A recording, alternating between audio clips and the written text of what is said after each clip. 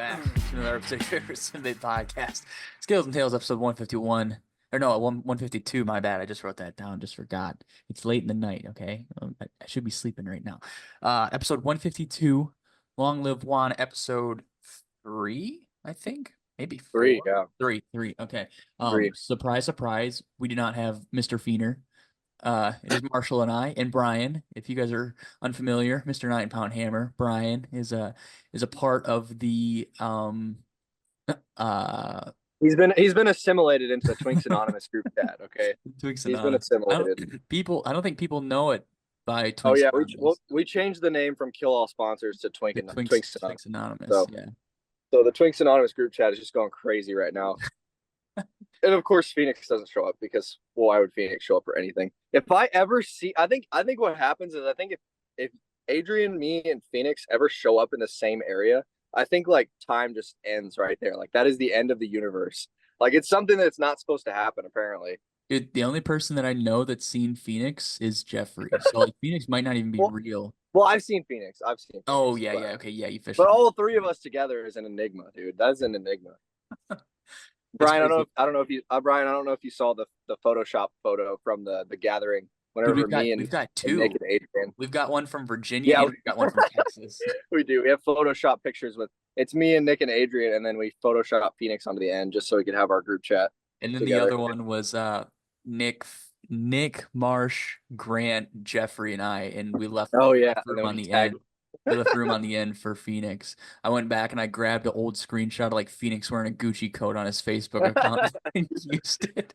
We need to repost that. That's a good photo. The Gucci coat. Why is he wearing a trench coat in that? He has like a trench coat and like what do you call it? Like a mobster hat. Like why is he wearing that? Phoenix, why are you wearing that? Italian? I think he's Italian. He's a Greek god. That's what he is. He is a Greek god. Alrighty. So last time we had a LLJ episode. It was March 18th. Last time Brian was on for episode 117. It does not feel like that long ago, but it has been that long ago. Absolutely crazy. I don't believe it, but I think that was like in October or some shit of last year. Dude, it does not feel like it's been that long. Very, very long ago. I guess the rising question. Oh, Brian, what flavor is that, my man? Oh, is it cherry? Oh no. This is cherry. Is that one of the spiked ones, or is that like actual water? No, it's spiked for sure. I got this. Do you have the strawberry guava? Oh, if the green screen. What are we drinking? Topo Chico seltzers? Yeah. Yeah. I'm drinking a just normal water. Oh, nice. Just a normal one. Water. Yeah. That's what you should do on your first day back from food sobriety is get drunk for the first time. Drunk immediately. Could you imagine how quick it would take the alcohol to hit me if I had a completely 6-day empty stomach? Like it would, and weighing 140 pounds. I would it would be immediate. I think it would just hit my stomach and I'd be like, whoa. But so most likely. The big burning question I have. Okay, so we all just got back from Minnesota last week. These guys will be hearing this like a week. Oh my god, that was last week. Wow, that feels like so long ago. Yeah, so I'm sure if you guys follow Brian, you saw the play-by-play of the Zin cans in JoJo Jaguar. So Brian, I want to know, I heard a rumor that Zins are going out of business or they got banned or something or other. Is that why you stocked up so heavily before that trip? Dude, I hope they're not going out of business, because if they are, I have to start smoking. No, we're gonna have to. We went to this gas station. We stopped. Actually, I think it was like in Temple. Remember that gas station we stopped at, Brian, and we saw the advertisement for the knockoffs in. It was called the Zone. Oh yeah. Let's switch over to Zones, dude. The Temu Zins. The square like pouches, tobacco, whatever the pouches. Dude, I don't know. I mean, maybe they are going out. I don't see how they would possibly go out of business. They're doing great. They got to be making like billions a day. Dude, okay. Off of this, Marsh, if you want to be cool and you don't want to pack the Zens, they make these things called grinds that we used to suck on in high school. It's the same thing, but it's pure caffeine. Whoa. You just put the little pouch in your lip and you just ride it out. Whoa. Dude. How many milligrams? Is it a It's lot? they're probably only like 50 or something. Oh, well, I gotta put at Put in least more six than of those. Six of them at a time. 3 on the upper deck and then 3 on the lower deck. triple upper decker, dude. Well, they're What, coffee pouches. you never hit a triple upper decker, you pussy? Dude, they're 50 milligrams. There you go. 50. Yeah. So 4 of them would And do. 4 of them there's would. 18 pouches per can. So realistically, you just dip the whole can, that's 900 milligrams of caffeine. That's like almost enough, right? Oh my Easy. God, 900. Jesus. Dude, I had 100. I had 120, and that had me geeking today. Like, because I haven't had any in a while. I was like, whoa. Which I only I had like. I've only had 300 milligrams of caffeine today before my workout. I did. I've got 3 words for you. Lake Pro Tackle. Lake Pro Tackle has all the gear you need to be ready to have a successful day on the water. Friends of the podcast receive 10% off your orders while using code SCALES at checkout. Checking out with code SCALES not only saves you guys some money, but it also helps me host more giveaways to give back to you guys, the listeners. On their website, you can find exclusive and rare swim baits, JDM and BFS products, and of course, conventional tackle. I can't forget to mention Lake Pro Tackle gets the monthly throwback shop colors at the beginning of every month. Also, orders over $50 get free shipping, including rods. So do me a favor and remember to use code SCALES at checkout to save 10% at lakeprotackle.com. The vast majority of double-digit bass caught in Mexico are caught out of 2 lakes, Lake Bacharach and Lake El Salto.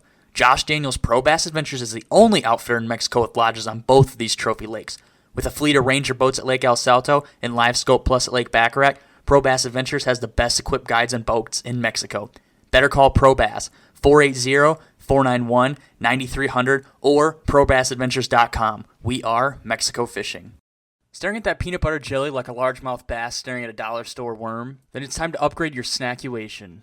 Meat Crafters' line of handmade small batch pre-sliced salamis and our charcuterie make the perfect base for your weekend snackle box. Fill a Plano 3600 with an assortment of Meat Crafters' old style salami and charcuterie and you're sure to become the boat ramp champ. Listeners of the show can use code SCALES and SLICES at checkout on meatcrafters.com to save 20% off your cart. The code can be used as many times as you want so you'll never run out of fuel for your pursuit of giants. So the next time you reach into your fridge to load up your boat cooler, skip the fish food and grab the stack of Meat Crafters pre-sliced packs. They're guaranteed to exceed your PB. Your favorite swimbait podcast is now proudly sponsored by Leviathan Rods. Leviathan Rods is a Texas-based fishing rod company that's handcrafted and uses high-end, made-in-the-USA rod blanks. Every sale from Leviathan helps support foster youth and their families. With Leviathan Rods, you're not only going to feel a difference, but you're going to help make a difference too. Friends of the show will also get 20% off their rod purchases by using code SCALES20 at checkout.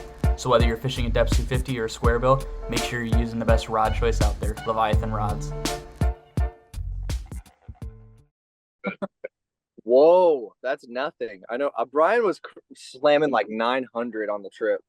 Like, Yeah, Dude, Yeah. driving back Saturday night into Sunday morning, driving back, I got to Chicago, and dude, it was okay. So for anybody who's unfamiliar, there's this big gas station in Wisconsin. It's a Wisconsin Dells exit, and it's a gigantic green dinosaur. And I really wanted to. I'd never been. I was like, I'm gonna show Taylor. So we stop. It's like 11 o'clock. Take a few pictures in front of the dinosaur. The place is closed. I'm like, damn it. I didn't want to stop because the town was kind of greasy. Sorry if you live there, but it's a little greasy, grimy town. And so we get back on the highway, and I'm just like, I just feel like I'm half dead. Finally get to a gas station like a Love's or something, and Taylor's like, oh, we can just stop and sleep. And I'm like, no, I'm getting us home. So I grab a Monster. It's the good one. It's the one. It's like the fruit punch one that I really like. And so I chug that thing. I'm good for like 3 hours. Then we get to Chicago, and I'm just like, dude. So Chicago was like all road work. It was 60 miles an hour the whole way, and it was just piss pouring rain. And like I'm like so tired. Like Taylor wakes up, and I'm like white knuckles, like looking over the steering wheel. And it's only 2 lanes, and there's barricades on each side of the road. It's 60 miles an hour, and it's downpouring.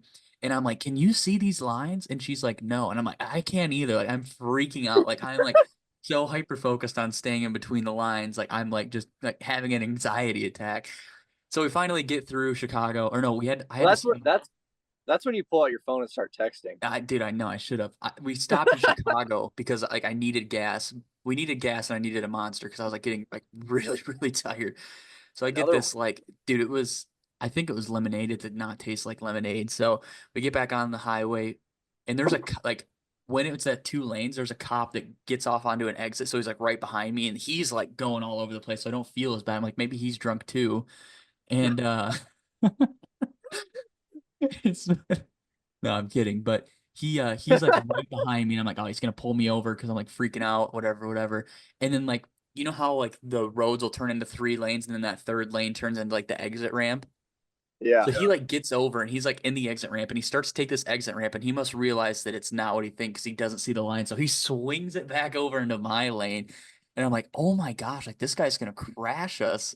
But long story short, we crossed the Michigan border and I looked down at my phone and I'm like, how is there still 120 miles on this trip? Oh, We get to like the shoreline where we got to cut inland to get back to where we were. And Taylor wakes up and she's like, oh my gosh, 60 miles still. And I'm just like my eyes were just so bloodshot red, and I'm like, I don't know if I'm gonna make it. We ended up making it, but dude, I did not know how. It rained the whole time. I was like white knuckling it going 65 the whole time because I could just not see the lines. And I kid you not, animal. I think I had texted the group chat around this time, but there was like a red truck that was in front of me in the expressway. And dude, I kid you not, there was a point in time where I must have just been so tired. This is gonna like sound like I'm making this up. I literally like I blinked and all that was in front of me was a piece of lasagna driving down the road. Like, dude, I kid you not. Dude, I had to you just didn't. You blink just a needed couple more. times. I was like, am I okay? Like, You needed 2 Zins and a caffeine and dude, another monster. it was like that point in time where like dream and reality just kind of like started to like intermingle. And I wasn't asleep because I wasn't home yet, but it's like, oh, like you're pretty close to home. You could probably close your eyes for a couple seconds and you'll be okay. Oh my god. You know what We the got funniest part home. We got home that and then I was just like, I can't go to sleep. It took me like an hour to fall asleep. Whoa. about that story is that we're like, hey, I'll drive. Taylor did say that in like Chicago or like we were in Michigan and she had been sleeping the whole time. I'm like, no, you're already asleep. Like, we'll get there. Don't worry. Our trip back was actually really smooth. Like me and Brian fucking we hammered it, dude. I mean, All we did take day, 2 days, but all day Wednesday, I was just like, please do not text me saying that fucking Ethel just broke down. I was like, I know, right? Yeah. No, she rode smooth, all right. She's got the AC's out still, and there's a couple little hiccups, but I'm about to put her in the shop one more time, get her fixed up for real, for real. Ethel was a beast, man. She had that one little minor hiccup, and then she didn't make a peep the whole way home, man. Like she screamed the whole way. Hell, It was awesome. hell no, yeah. She's a beast, dude. I'm glad you guys were confident because Wednesday I was just sitting at work and I was like, oh my gosh. I was like, I don't know how I'm gonna walk Ryan and Marshall how to replace that spring on the highway over FaceTime.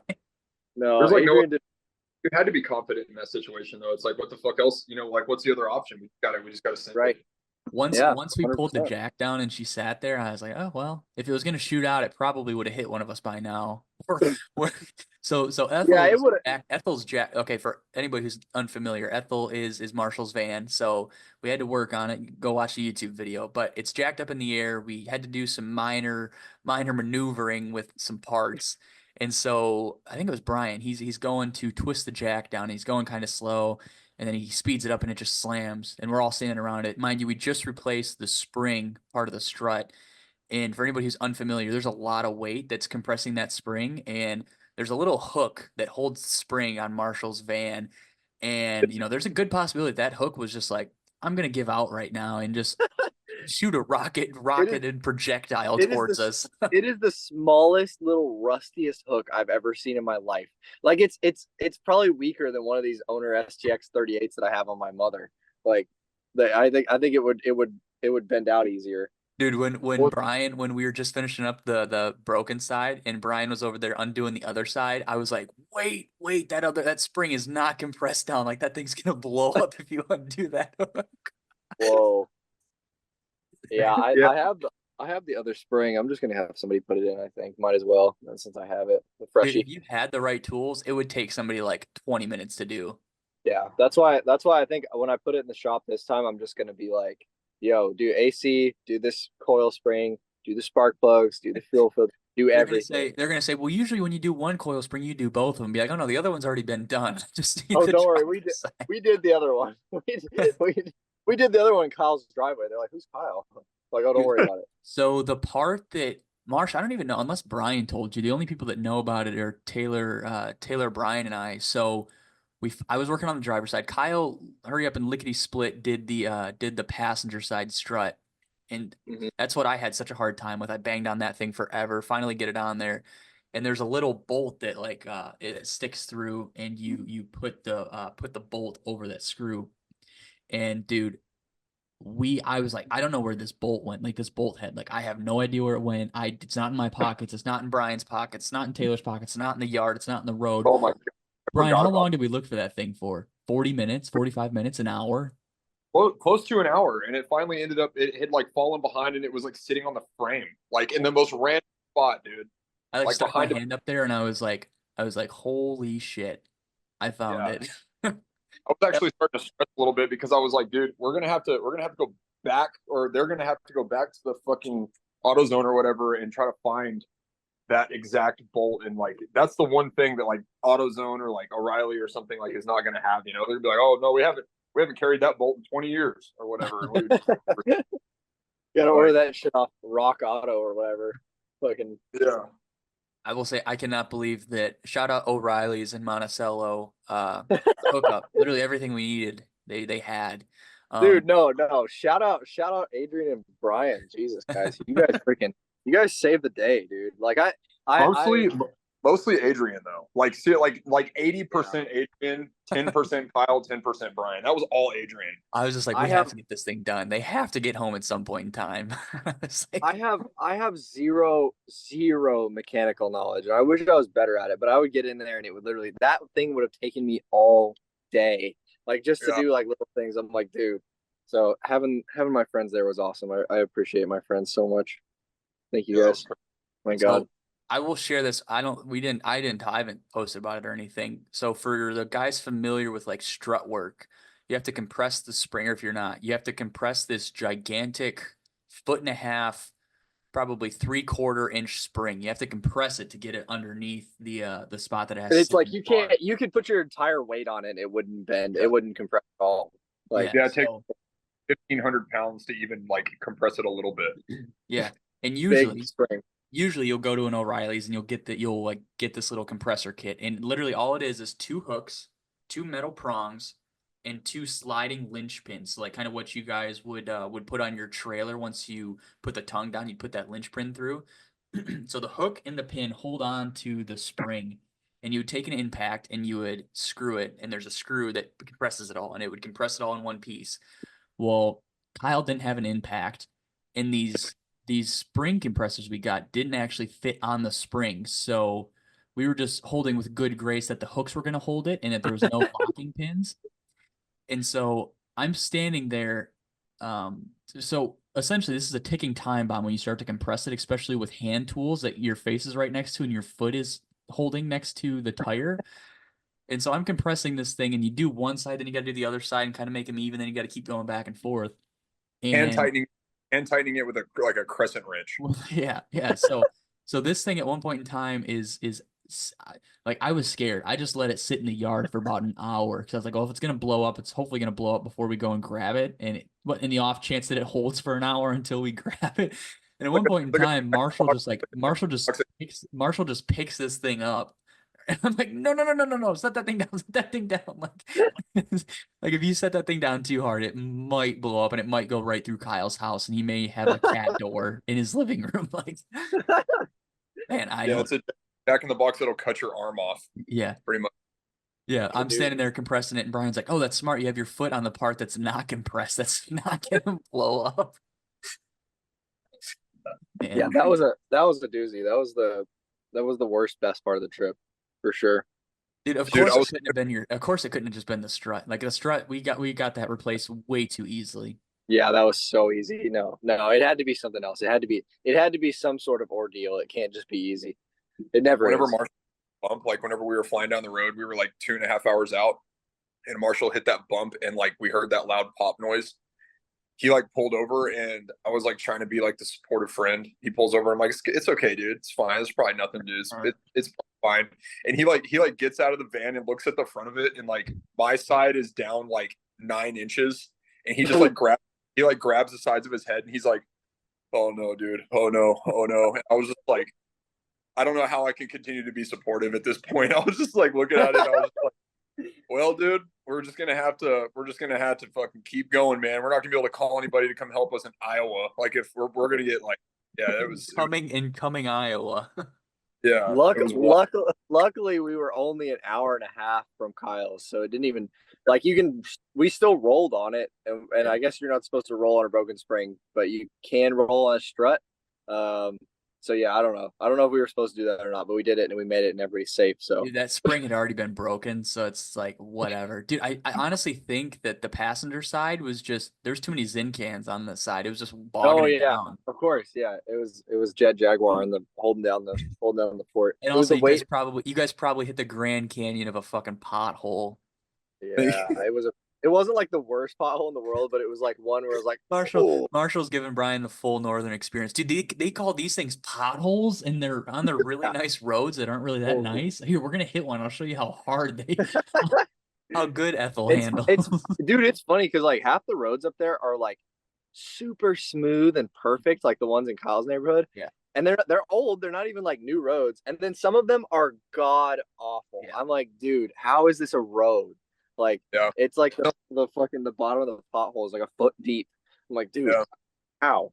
So that's how roads here are insane. I'm like, dude, fix the roads, please. Getting out of my neighborhood is like being on like a motocross track or something, dude. It's terrible. Rally cross. Yeah. Yeah, dude, man. Marshall, when you come up here, I'll take you down some roads, and it literally just says holes ahead. Like there's just a yellow sign that says holes ahead. Jesus, I've never seen a holes ahead sign. Holy shit. Or it says like bumps. They fucking sign for it. They're just like, yeah, we're not gonna fix it. It's just holes.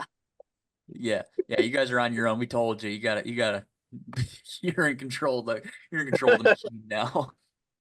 What else are they gonna do, you know? Oh man. So that's filled in.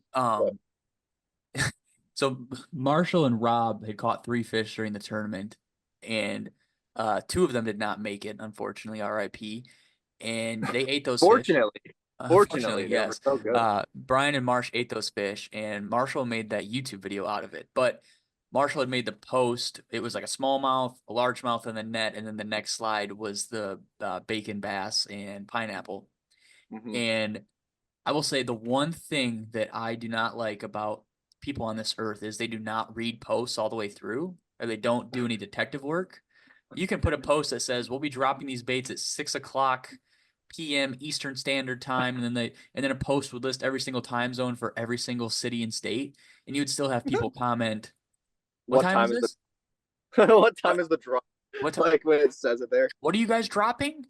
And so I just thought it was funny that people were like, I can't believe you ate a smallmouth. And Marshall's like, we did. Marshall, I don't even think said anything. There's people that like, we didn't. Did you not watch the video?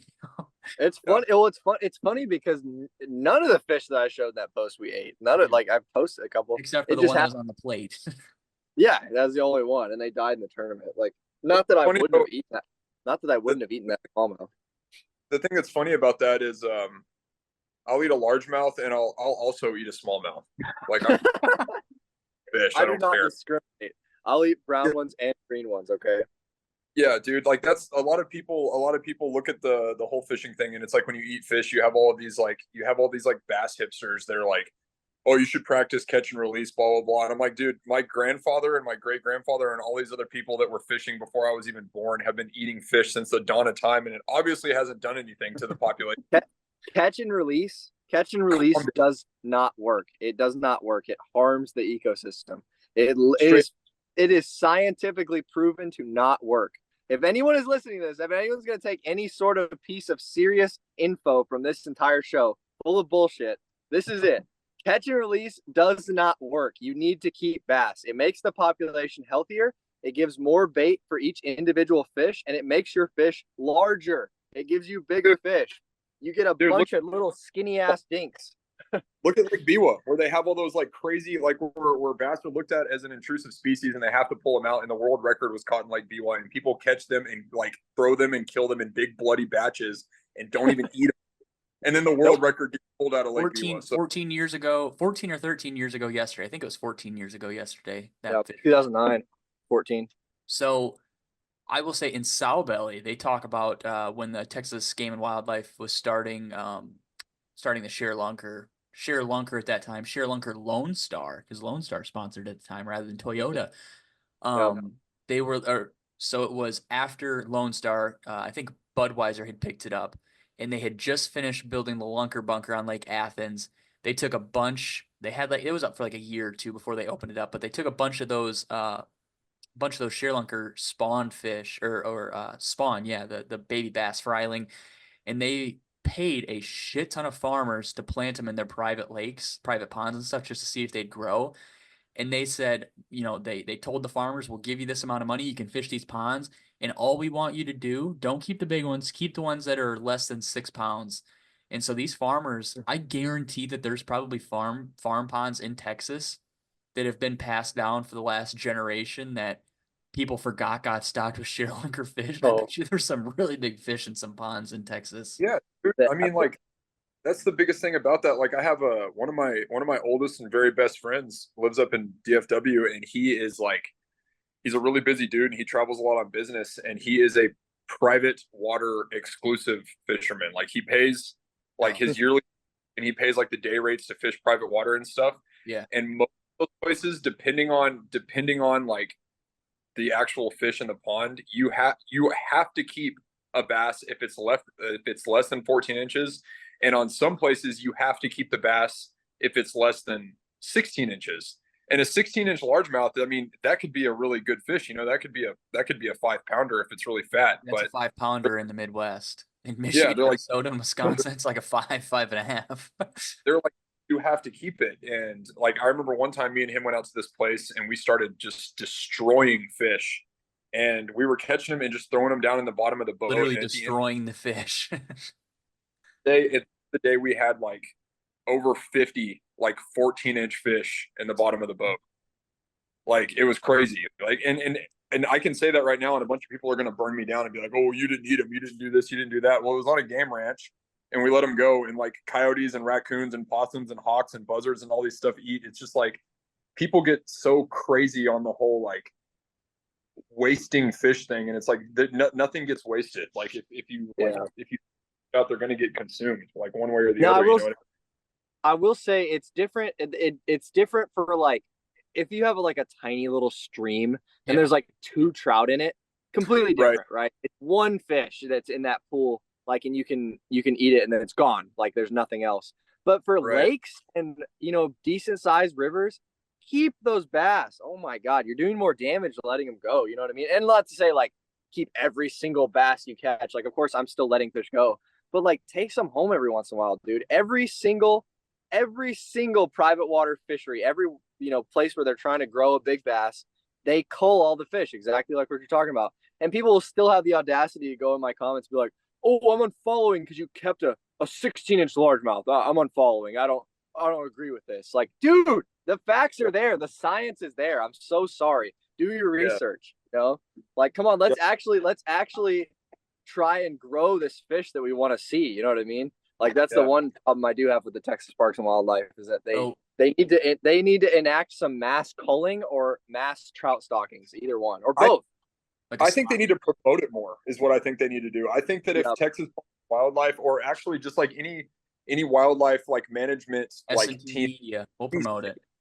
Dude. Yeah, if any state started saying, "Hey, just start keeping and eating fish," all of a sudden all these people would be like, "Oh, okay. Well, they told me that's what I needed to do, so that's what I'm gonna start doing now." And then they wouldn't get mad about it. It's just like, no, you know what you do? No, you put out a fucking article or a video that says catch and release does not work, and you run over all the facts and you just lay it out there. Maybe I should make that video. You guys are both wrong. You make catch and release a payable license, and you make catch and keep like pennies on the dollar. Wait, say that again. Cut out. I said you make catch and release like a feeable license, and you make catch and keep like pennies on the dollar with like a slot limit. Oh, like you get money, it like takes away money from your license for it's Yeah, cheaper yeah. if you're So catching like, so that. instead of paying $25 for your catch and release tag, you would pay $8. Dude, Dude, so imagine or basically, imagine that's a bounty. That's a bounty. You're putting a Yeah. bounty on heads. Dude, That's kind of tough. that's a thing. That's a thing they do. I think it's out east. They're called. It's just minnow. I, I I can't remember the specifics, but it's like some kind of pike minnow. And you like, there's Oh yeah. guys who make like 120 grand for the Yeah. 3 weeks of fishing for this pike minnow. Whoa. Like, it's kind of crazy. um, so we were talking on the topic of many fish and small ponds. Brian, I don't know if you listened to the last LLJ episode Marshall and I did when Phoenix was unpresent, but we had talked about correct me if I'm wrong here, but I think we talked about how many fish are in waterways, and then how many like world record caliber fish are Right. swimming around. Yeah, we did have a numbers talk. I guess that was that last episode. We definitely talked about it was something along the lines of like how many bass are in the world, like total. Like Oh we're yeah, talking that's what it was. trillions and And then like trillions. how many And I bass was are in like, Town Lake and stuff. right. And I was like, yeah, how many of out of that many bass, you know what I mean? Every bass in the world, like how many of them are world record class? You know what I mean? That's where I was like, it's not impossible. That was the thesis. I was like, I don't think it's Well, impossible. There's just what do too you many. what do you mean world record class, like 24 plus pounds? Is that what you mean by that? Yeah, well, I yeah. would So say like, during well, the people spawn, 24, 25 plus.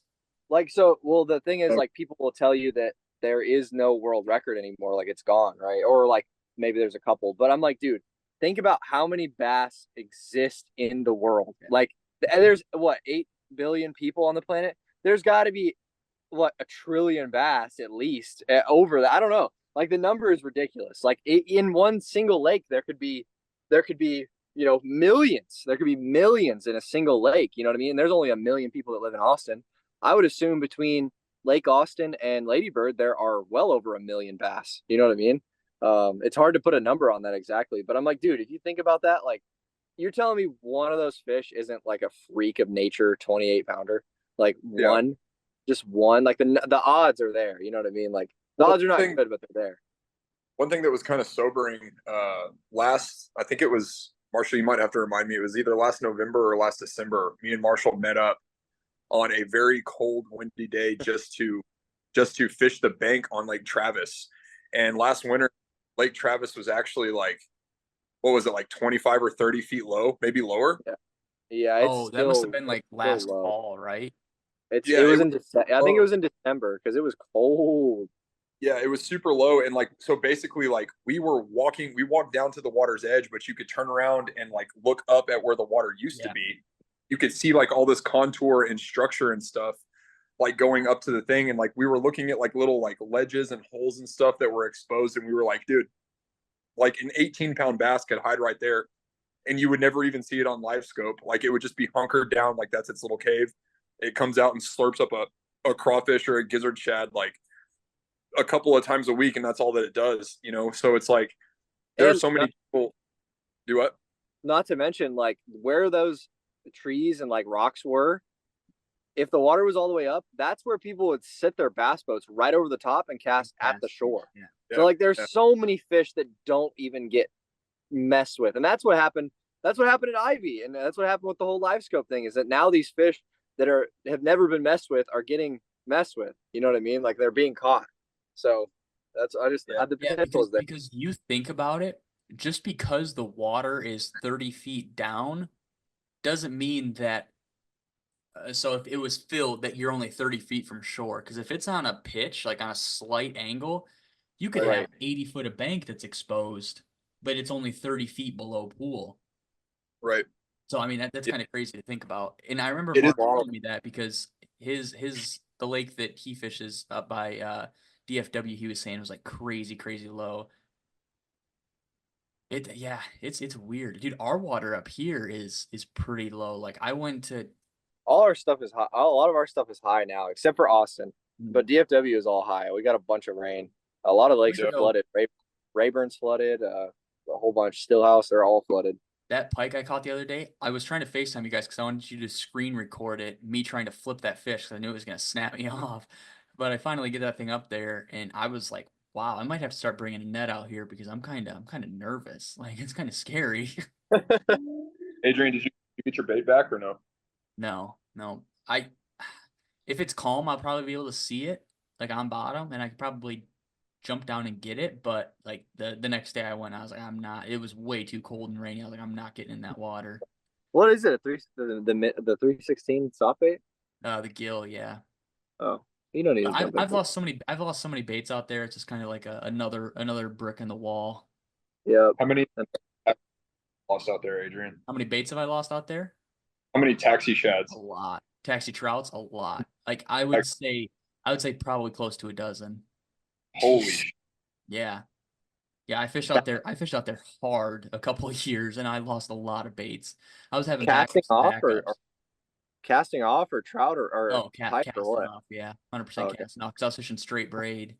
Ah, So okay. I wouldn't retie after a fish and I was just tying a regular knot so it would slip after a while. Wow. And you didn't learn. I would just get so excited because they'd be schooling up and smashing the bait. So I just sling that bait out there. I'm like, son of a bitch. Dude, people say that braid is stronger, but I really don't think it is. I think Like, it's structurally stronger, but once there's, I don't know, it's weird. Once you have like, it's okay. So think of it like this. I feel like when you have like a little scruff like on your sweatshirt or your pants, like that wears down so fast. Like just Right. a couple pieces of thread not being there, it breaks down so quick. Yeah, it's like a snowball effect. Yeah, Right? yeah. But- So but, what's to say that's not the same with braid? Not saying that it's not stronger or weaker than fluoro, copoly and stuff, but it's definitely not as strong as people like advertise it to be. Right. No, unless you're running 80-pound, like whatever. But no, it's also like the fact that braid has no stretch, and then the fact that like mono is unbreakable because it has a fuck ton of stretch. It just keeps stretching. It doesn't want to break. You know what I mean? It's like fishing with a rubber band. And like, I mean, you got to fucking really get a rubber band all the way out there before it pops and breaks. Yeah. You know what I mean? Like, yeah, it doesn't want to break. But on the flip side of that, it's also hard to drive a 10-aught beast hook when the fish is 60 yards away and on the bottom when you're fishing mono. You know what I mean? Like, okay, fluoro's the best in between. Actually, fluoro sucks too. They all suck, but you know, I hate you gotta we're find. gonna make our own line. I was You gonna gotta say find something the best about that suck. line and tying. Oh shit, it was gonna be a good good thing. Oh, that's what I was gonna say. I don't know, like people especially freak out on you, Marshall. Oh my gosh, I can't believe you fished this on this insert low pound line here. I will say, guys, if you grab a fresh spool of 15-pound line, you're not gonna break it. wrap it around both your hands and try to pull on it. You're not gonna snap it. You're gonna cut your hand. Yeah, I just think about it like, dude, you know those old heads that go flip jigs under docks and they throw 15, 17, maybe 20 line. Year-old line. Yeah, and they go and they pitch under that dock and they mollywop that fish right between the eyes and they set the hook super hard, they winch it out of there through all the muscles, everything. I'm like, dude, if you can do that with a jig, you can throw a 10-ounce treble hook bait on, 17. Like, because it's trebles. It's not going under the same stress at all. Like, I don't know. I don't even throw 20-pound anymore. I don't think 20-pound is very rare scenarios. Like maybe for the mother chaser 400, that would be probably necessary. But yeah, for the mother 17 and 15 for everything else, and then 12 and 10. I broke off my retro today, but that was 100% my fault. A couple casts before I casted like directly into the wind and I got a backlash and I got like a really gnarly crease in my line. And like when I was to get unsnagged on that log, I broke off right at the crease. Like if I would have just pulled out fucking 30 feet of line and cut off, that wouldn't have happened. You know what I mean? 99% of line failures are because of you, So like context to Brian losing this retro. He sends us this picture and it's like him walking and it's like a downward shot of like the retro and he's holding it with his rod and reel. And then dude, I was playing a video game. So I look down at my phone, I see the picture, and then my watch goes off. So I look at it and it's Brian and it says, I just fucking lost the retro. like 30 seconds after he's like, oh look, we're going to the lake, boys. Like it did not take long. You got it back. Oh my god. the cast right after but I saw exactly where it broke off. So I just like waded out and like waist deep water and reached down and got it. It was no big deal. But I was like, motherfucker, dude, like if I would have just like, cause I usually have pretty good line discipline. Like I'm pretty good about retying. Like if I get like in a bunch of abrasions, I'll pull out a bunch of line and cut it off. But today I don't know what I was thinking today. And it's like the one time when you're not thinking, like that's when you're going to break off a big fish or lose something like that. So it was like, I haven't broke off a bait now in probably close to a year. And that happened today. And I was like, okay, it's like back to the drawing board. Like we're going to start having better line discipline for sure. You know what I mean? Yeah. So rating your cast off or break off, that was pretty heartbreaking. Just living it through the group chat. This part of the video didn't make it into the Mississippi video that Marshall had posted a couple weeks ago when you guys are watching this. I had been fishing a popper, just a minty 2018 mega bass Christmas limited edition popper. And I hooked one fish on it, lost it because it was in the current, and I was just dicking around. Sucked, whatever. So Marshall says, "Oh, I know this really good spot on the river. We'll walk down to it. You know, super good, super shallow. It's big flat, whatever else it may be." Said we're gonna swim down. We start walking down there. Yeah. Essentially, you could have probably just picked your feet up and gotten carried down there with the current because the water was so high. But we're stopping, like there's like little kind of like little laydowns where like trees are overhanging and stuff, and like there's current breaks. So like I was kind of leading the group, so I'd cast in there and I'd walk down a little bit, and there was this really cool spot. I don't even know what happened, just thinking about it off the top of my head, just because it happened so fast and I was in such awestruck.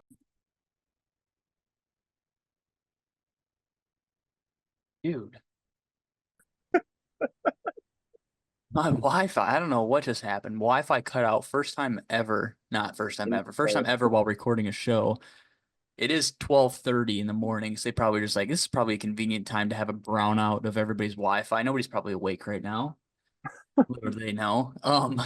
I don't even know where that got cut me off at. I pretty much casted this really cool mega bass popper into the woods, and I never found it ever again. And then we walked down to this spot that Brian was freezing his ass off at, and Marshall caught one fish and missed another one, and then we had to walk a shame all the way back upstream. Yeah, dude. That day were like, regardless of all of the like mishaps that happened, I had such a good time that day. I caught like that was an awesome day. Like I had such a day. Well, and Adrian, you said walking, but we were wading nipple deep. Okay, we were wading nipple deep, almost neck deep. It was a Vietnam jungle type stuff. 100% Vietnam. Yeah, it was an experience to say the least. Like even Dave Cendric said like, "Oh yeah, usually you can just walk right across there," and I was like, "No, we didn't."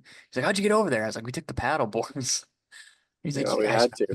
He's like, "That's one way to do it," and I was like, "Yeah, it is." It was. That water was. That's the highest I've ever seen that river. Pretty crazy, but yeah. Brian, did you end up catching a bigger smallmouth when you guys fished the other spot?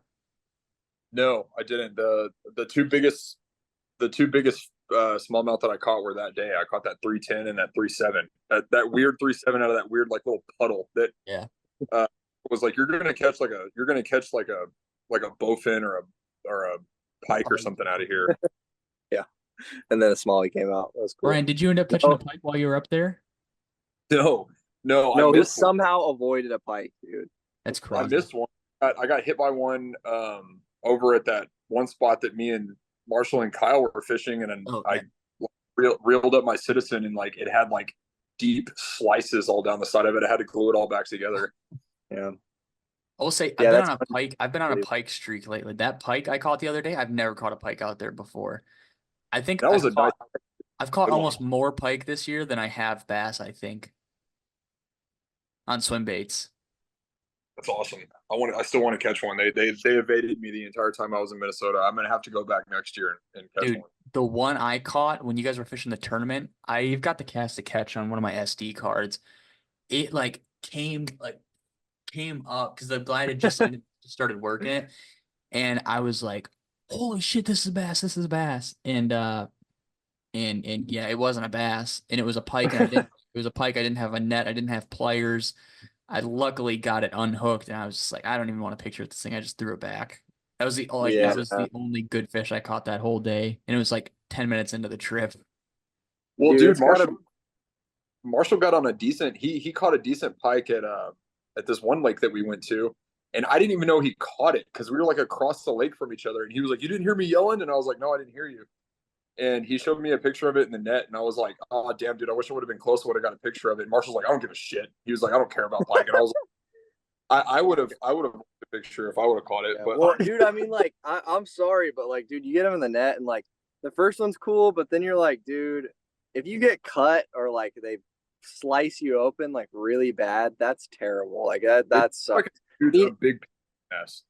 Phoenix told me the one story where he got his hand cut open like way out in the middle of nowhere, where he used to take his little pond Oh, prowler. yeah. He like sliced his whole finger all the way open and like had to take his shirt off and wrap around because it was spurting blood, and then paddle back the pond prowler because he was out of trolling motor juice. Yeah. I was like, dude, that is like, no, I don't want that. I really don't want that. That's like a stitch. That's like a stitch. That's like Stitches level.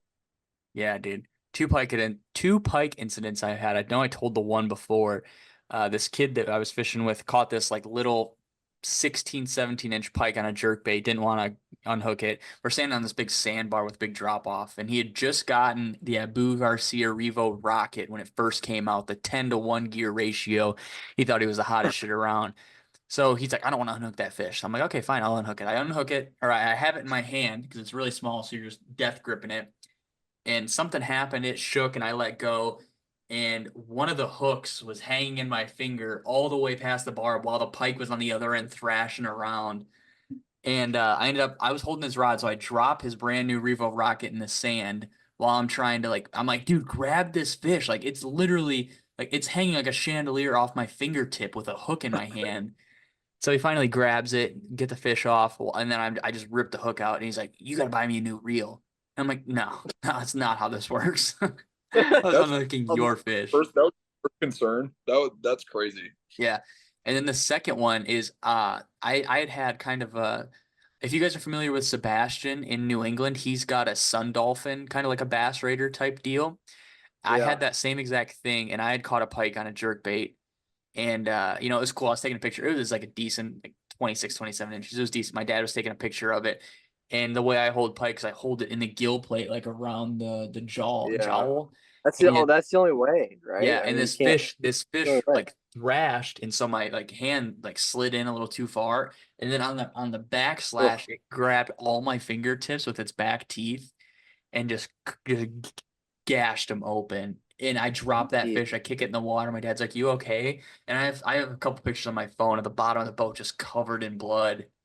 And I was just holding my fingers, and we get back to my dad's truck, and all he has is like little butterfly bandages. So I do the butterfly bandages, and I take a bunch of I take a bunch of toilet paper from the outhouse at the boat ramp, and then I just electrical tape it, and we fish the rest of the day. But dude, it was so bad. I've got a couple scars on my fingers from pike, and they're cool. They're cool once they get past like 28 inches. They're cool, but anything smaller than that, it's just like kind of a pain in the ass. Yeah, the muskie. Rob can attest that muskie left me a fat scar on my thumb. That was pretty cool. I'll take that one. I like that one though. Like once they get bigger, they're like more manageable, have like more room in their mouth to like not get cut.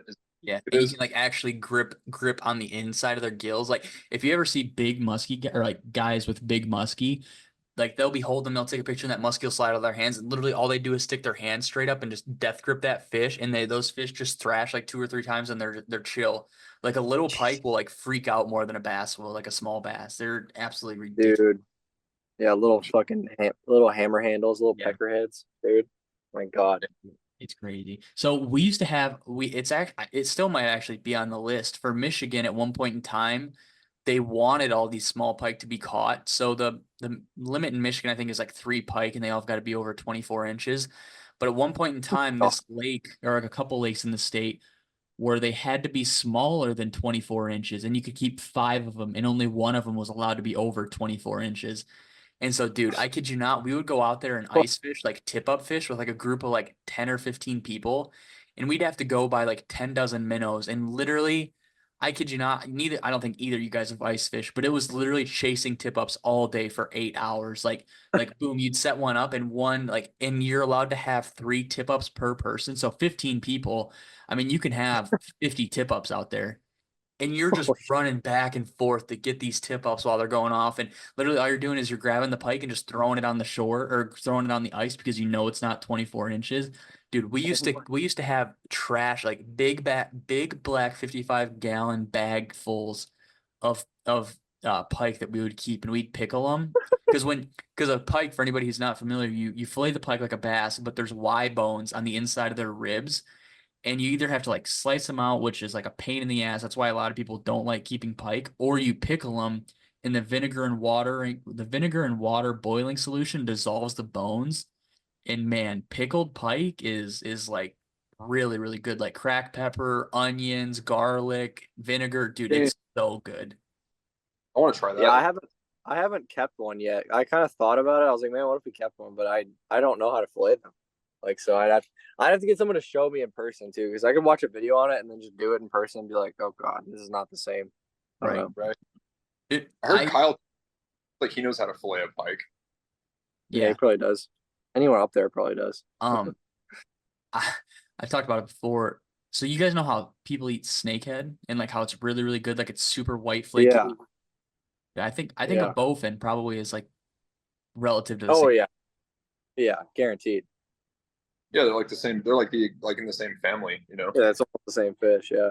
No, Yep. I almost kept a snakehead in Florida, but I was like, they're coming out of like little ponds and creeks and shit. Like I was like, golf course or like pond. little ditches. I was like, no, dude, I'm not gonna like keeping a pond fish is like, I don't know about that. Dude, have you seen those snakehead that they have like in Singapore and stuff that are like crazy iridescent, like blue and that? Yeah. That they Well, catch boat. literally like in the middle of their villages, like in the rivers and shit. So crazy. Well, I mean, that's how the bowfin get in the spawn, right? They get all teal and beautiful, like their back fins, like The looking males. all. The males will get all super teal and like super turquoise or no, yeah, teal, like a really bright green, like kind of like the hat logo color green on like their pecs. And then the males have a bullseye on the back of their tail. So if you ever see a picture of a bowfin that's pretty small and it's got a bullseye, it's because it's a male. The females are the ones that get absolutely massive. Dude, bowfins are hella underrated. Like as a fish, just a fish to catch. I'm like, I know we've probably talked about this before, but dude, like I remember whenever Kyle caught one on the boat, and I was like, you thought it was I so never cool. even I didn't even know what a bowfin was. Yeah. He like hooked up, and I was like, holy shit, what is that? It's giant. And he was like, oh fuck, it's a bowfin. And I was like, what do you mean? Oh fuck, it's fighting hard. That thing is sick. It blew up it ate the bunny off the top. I'm like, dude, this is like a 30-inch fucking bowfin that you're holding up. Like, dude, that thing is dope. I was like, I want to catch one. And I finally did catch one in Florida, in the Everglades. Actually, that was pretty cool. It wasn't very good, right? Yeah, or a free rig, Free rig. something like that. I don't know. It was on a worm. It was. Dude, I did sight fish it. It was pretty cool. It like came up and did the thing where they just like they like hover up to it. They're like, you see and then they like their tails go, the tails go crazy, and they just suck it up. It was Dude, cool. We're catching them on the K9 and the hoog trout and the mini slammer a couple weeks ago. Dude, that was crazy. I've never had a bowfin swim bait bite like that. Like literally every cast, you were getting hit, and it's really weird. They've got really bony mouths, so it's like, do you sweep super hard? Do you like reel into them? It's like, dude, it's so August, dude. I'm coming up there. I want to get on some bowfin. Let's do it. Dude, we'll like. Let's do a bowfin exclusive video. Unfortunately, the trout fishing is super good up here too. Like, I know. Unfortunately, I talked about it a little bit. The old world record brown trout came out of the place I live, like the river I live at and the dam I live at. So the trout fishing is really, really good. What we can try to do, August might be a little too early. We'll have to try, but we could catch like coho on like TKs and stuff. Oh, I remember you talking about that. Yeah, that'd be pretty cool. That could be dope. I need the whole Michigan experience for sure. Or we buy a bunch of Gancraft 70s, and I've got this little creek river spot that we can walk that we could just hammer brown trout on glide baits. Yeah, that'd be cool. That'd be cool too. The brown trout thing, because I caught a brown trout in Colorado, and that was sick. You caught a brook trout yet? Or Yeah, I caught a brook trout a few years ago in Wisconsin, actually. Um, first time I took a trip up to Minnesota and Wisconsin. Yeah, brook trout are cool. Just like a little fucking little thing. Yeah. And then my buddy that I was fishing with, he caught a big old tiger trout, which was Oh, cool. that's sick. It Brian, was have you like ever had a walleye before? No, dude, I've never caught like I've caught all like mostly Texas stuff. It's been Oh, a lot of catfish and bass and things like that. None of the exotic fish that you guys have up north. catching a walleye is not all cracked up to all what it's cracked up to be, but eating a walleye, yeah. that's a different level.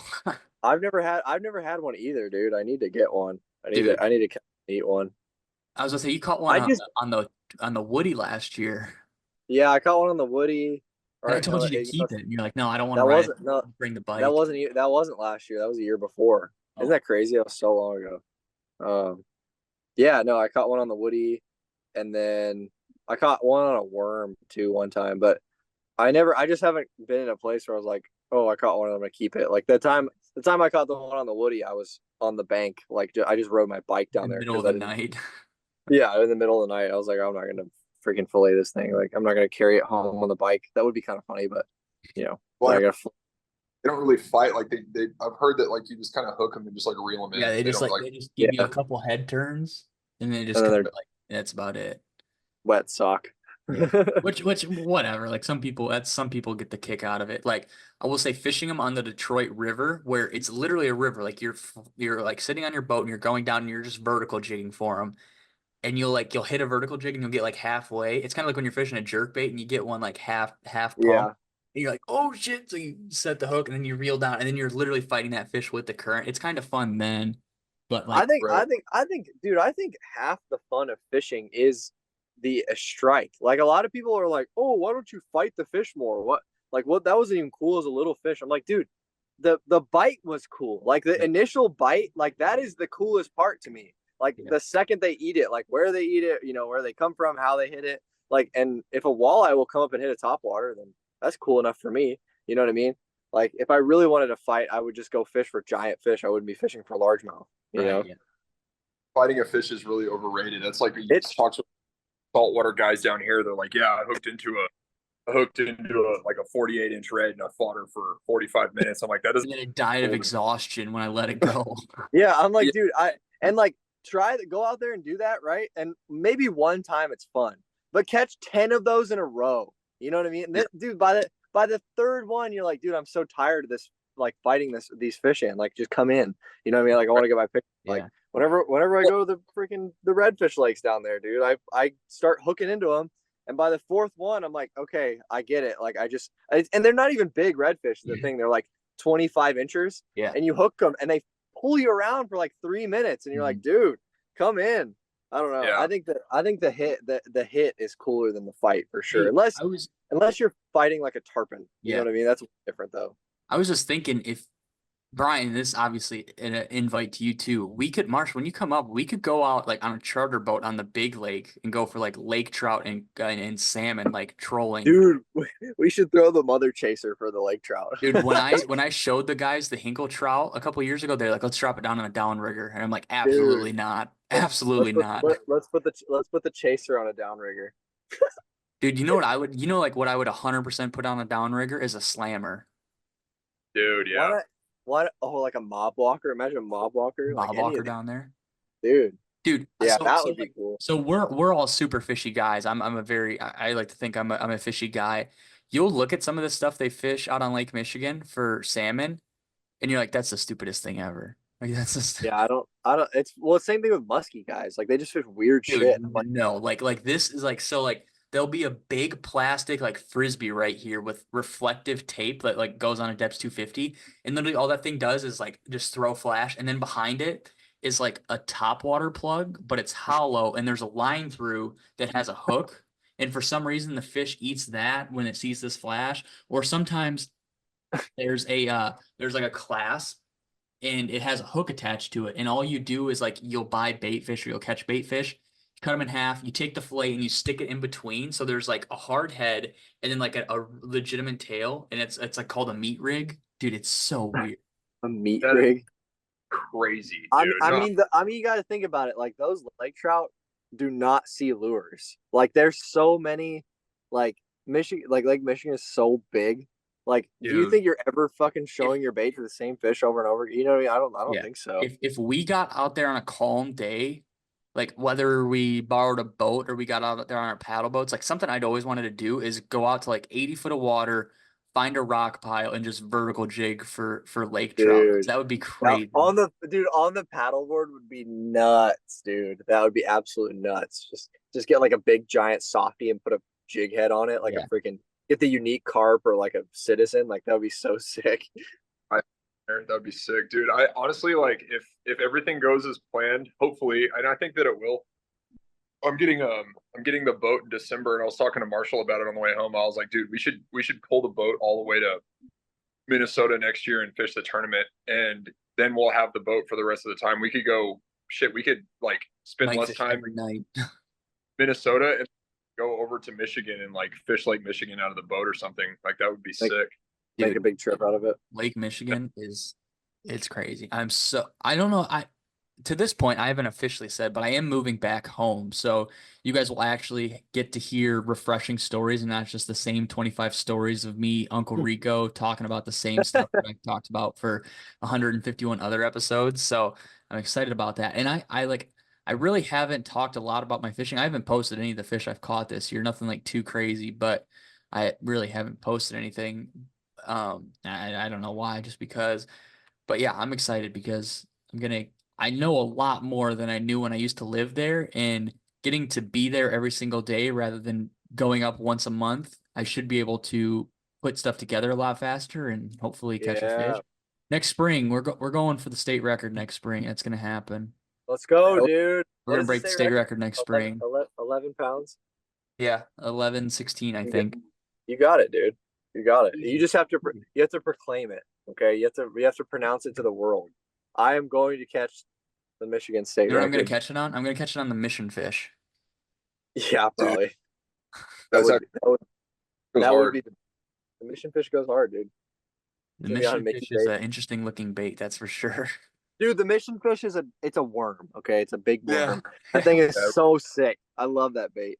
It's a line through. Jared has a 10 on the mission fish. Yeah, Jared caught a 10 on the mission fish. Does I've he got some really? big fish on the mission fish. Yeah.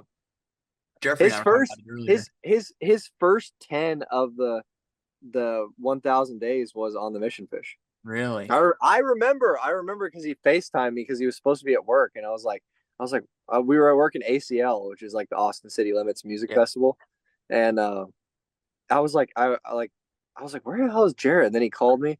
He like FaceTimed me. He's like, oh God. And he's like, dude, I'm on Lake Austin. I just caught a 10. I'm like, what? He's like, yeah, I just dropped the paddleboard in for like 30 minutes and caught a 10. And like, he had the mission fish, like a 7-inch black mission fish. That's I was crazy. like, of course.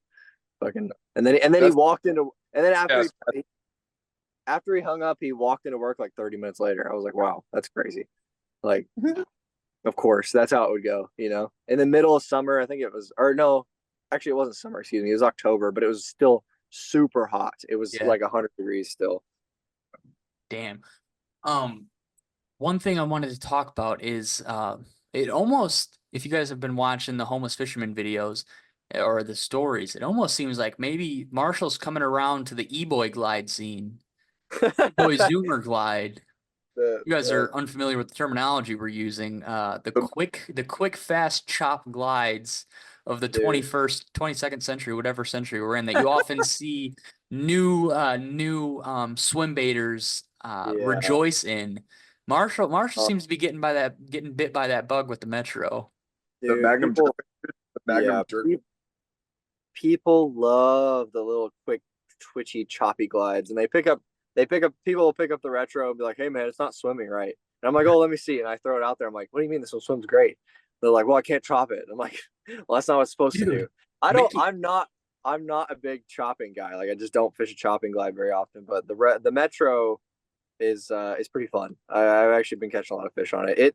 The thing I like about it the best, I think, is that it burns super well. Like it just burns in a straight line, so I can burn the shit out of it. Kind of like the flea shad. I fish it very similarly to the flea shad, except that I can stop it and fucking dance it around in place. Yeah. Yeah, and it, like I said, it gets bit. I fished the Chad before. I fished a little bit of TK, and this Metro is dope. This is I don't know. Like I said, I haven't fished a whole bunch of small glides that are like this style, but it's definitely one of my favorites. I think it's Dude, one of the best, honestly. there is something about that bait that day that I think it was like the second or third day we were in Minnesota. We went out and uh, we dipped in, and I immediately caught one smallie on a cover scat, and then he started burning the Metro around and started destroying smallmouth on that thing. And I was like, Yeah, "How are you working?" He was like, "Just super." He was like super fast and like choppy and stuff. So the first thing that Oh, like dawned on, like, "Oh, I can throw the flea shad." yeah. So I taught the flea shad, and it was like I was throwing the flea shad right next to him, and he was just absolutely killing him yeah, on the. It was and they wouldn't crazy. even Did they you wouldn't get a even bite touch that it. day on the flea shad? No, No, not as I couldn't remember. they didn't touch it, dude. They literally the only thing they wanted was the Metro. I was like, dude, what the Oh, are heck? you guys talking about a different day? Or are you talking about that day on the river when we dumped in? no different No, day. It was like no.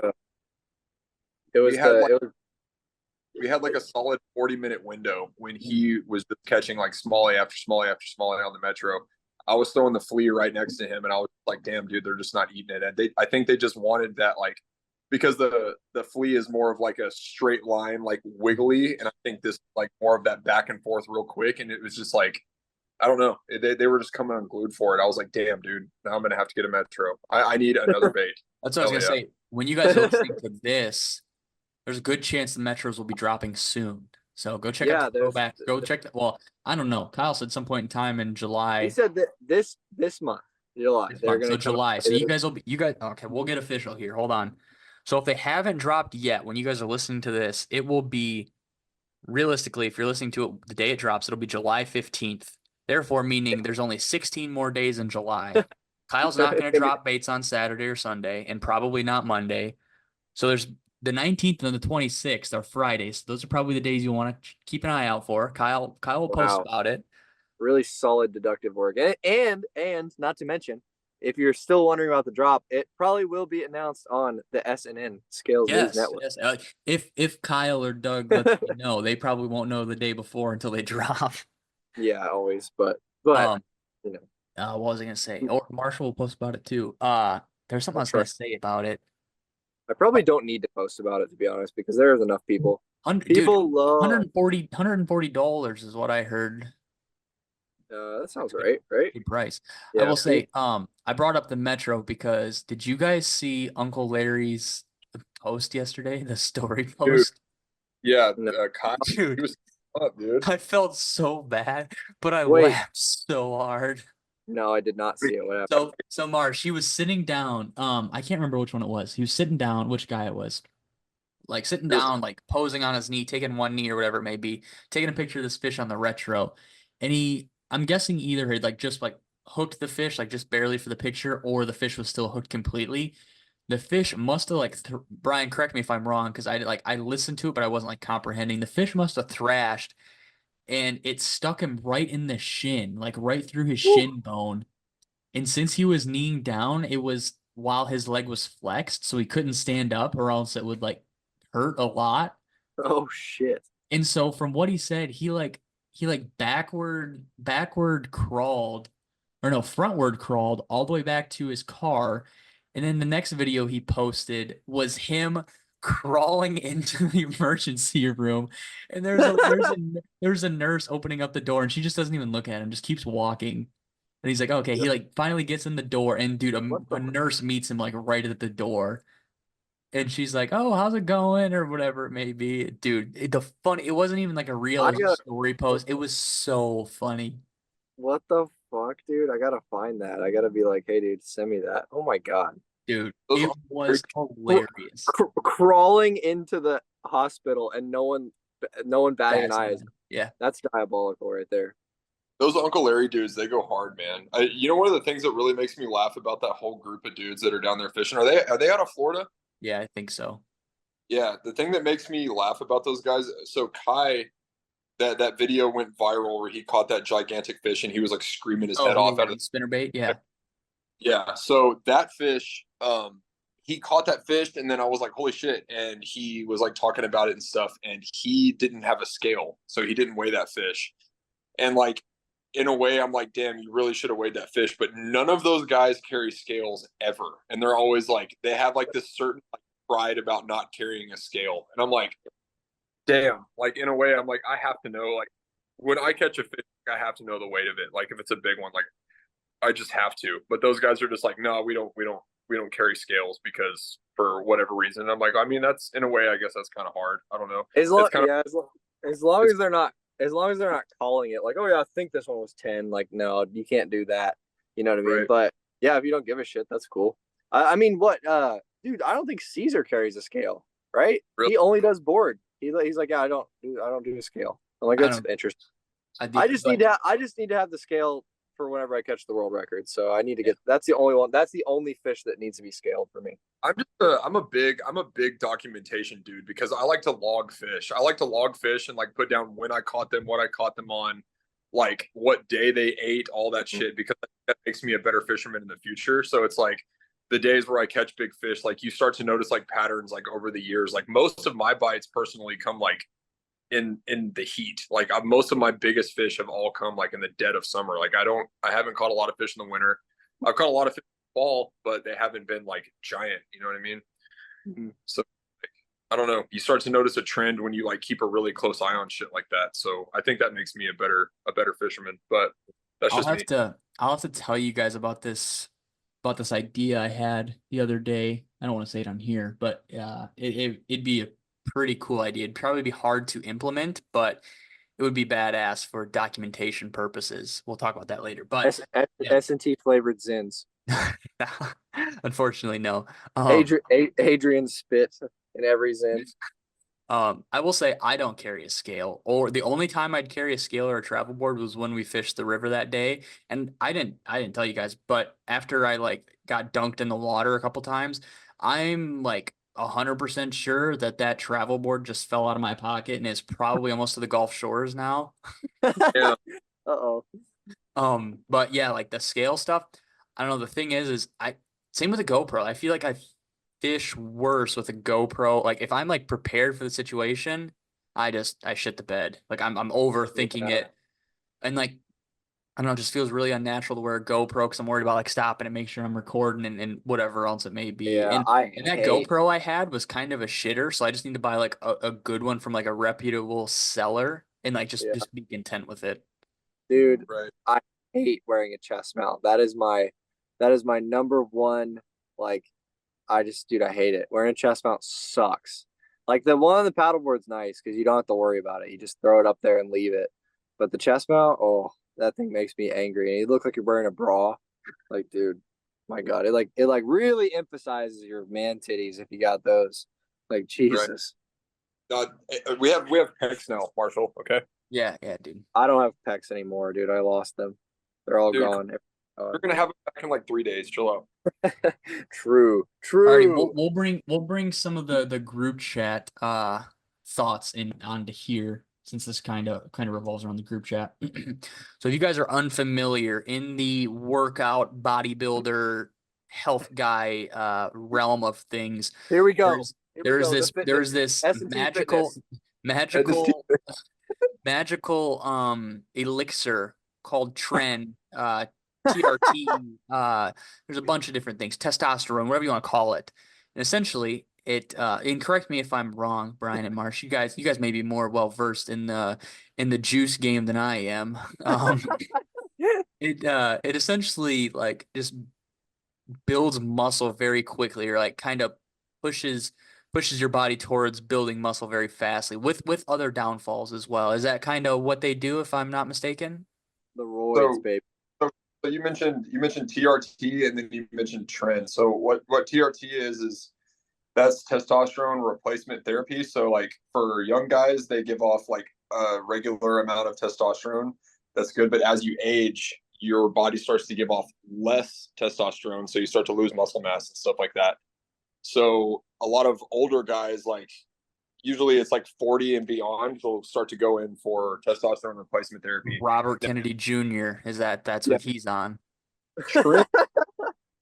And tren is a metabolic steroid. And so basically, like what steroids do is they just speed up the recovery process of your muscle. So like if you go and you do like a really brutal leg day and you're super, super sore, it might take you 3 or 4 days for your muscles to completely heal. When you're on a metabolic steroid, and right now the trending steroid is tren. It's like the latest and the greatest. It's the new one. It's what everybody's doing. It just allows your muscles to heal at a more, it allows your muscles to heal faster. So like you can train legs, and instead of being sore for 2.5 days, you're going to be sore for 1 day, and then you can train legs 4 or 5 times a week rather than. Okay, that makes sense. So say when Marshall catches a 20-pounder, we'll give that fish TRT. But when he catches a young, when he catches a young and spry 12-pounder, we'll just give that one tren. But okay, in all honor, in all jokes aside, back to the legitimate facts here and back to the legitimate conversation we were having. We were talking about giving fish steroids. You know, what is to say that you couldn't catch the best logical scenario I had was a river fish that's always fighting the current, you know, realistically is a legitimate ball of muscle. Brian, say we take your 312 or your 37, whichever one, and we throw that just a bag of tren, and we just shoot that fish up a couple times. Who's to say that fish is not going to build muscle quicker? It would lose fat, wouldn't it? But it would get dense. It would get denser because of the muscle. I don't know. Wouldn't it be, because like it is a fat ass lazy fish, but that wouldn't help it gain weight, would it? Or maybe it would. I don't know.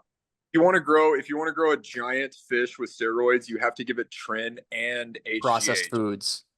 Yeah. Oh. Yeah. I think my solution was to get a fuck ton of creatine powder and just keep this conversation going. I have to go to the bathroom real quick. Just dump it directly into the river.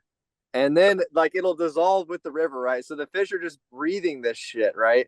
And then there you go. Like, and then and creatine isn't even illegal, you know?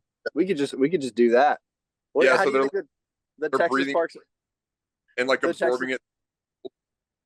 We bring this up to the Texas Parks and Wildlife. We're like, hey man, we have a dump truck full of creatine. Is it okay if we dump this into the Colorado River and let it sip?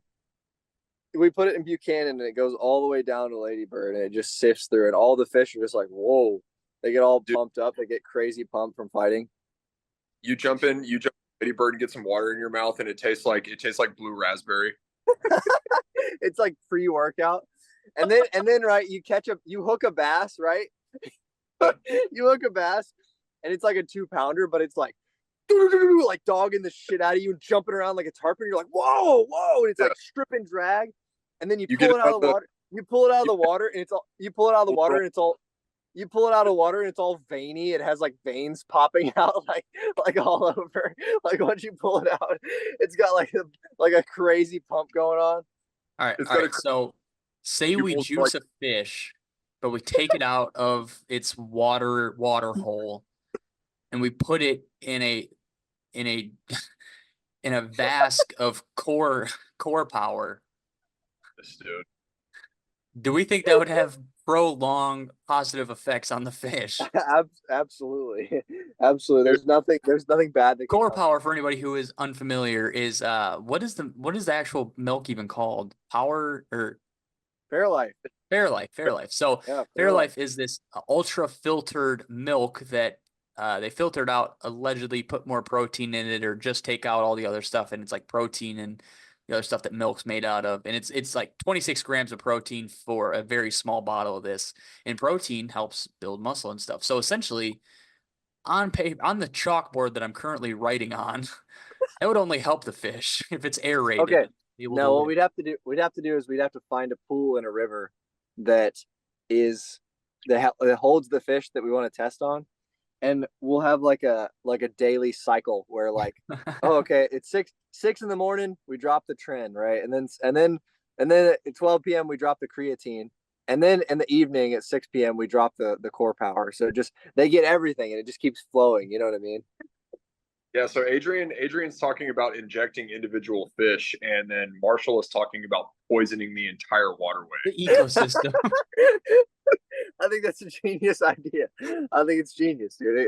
It's foolproof. Marshall, think about this. If you spike the entire waterway with all of these things, imagine the snapping turtles in Lady Bird and Oh how shit! they'd be Jesus. like They get like twice as fast. They have like increased speed and like they run around. And they're all pissed. that would go hard. That would go hard. Snapping turtles they're not scary at the moment, but they could be scary. You know, like if they were a lot faster, I would be worried. If they were like quick and they came up and like, bah, like just shot out of nowhere to try and bite you, that'd be awesome. Do you know who's absolutely petrified of snapping turtles? Who? Doug.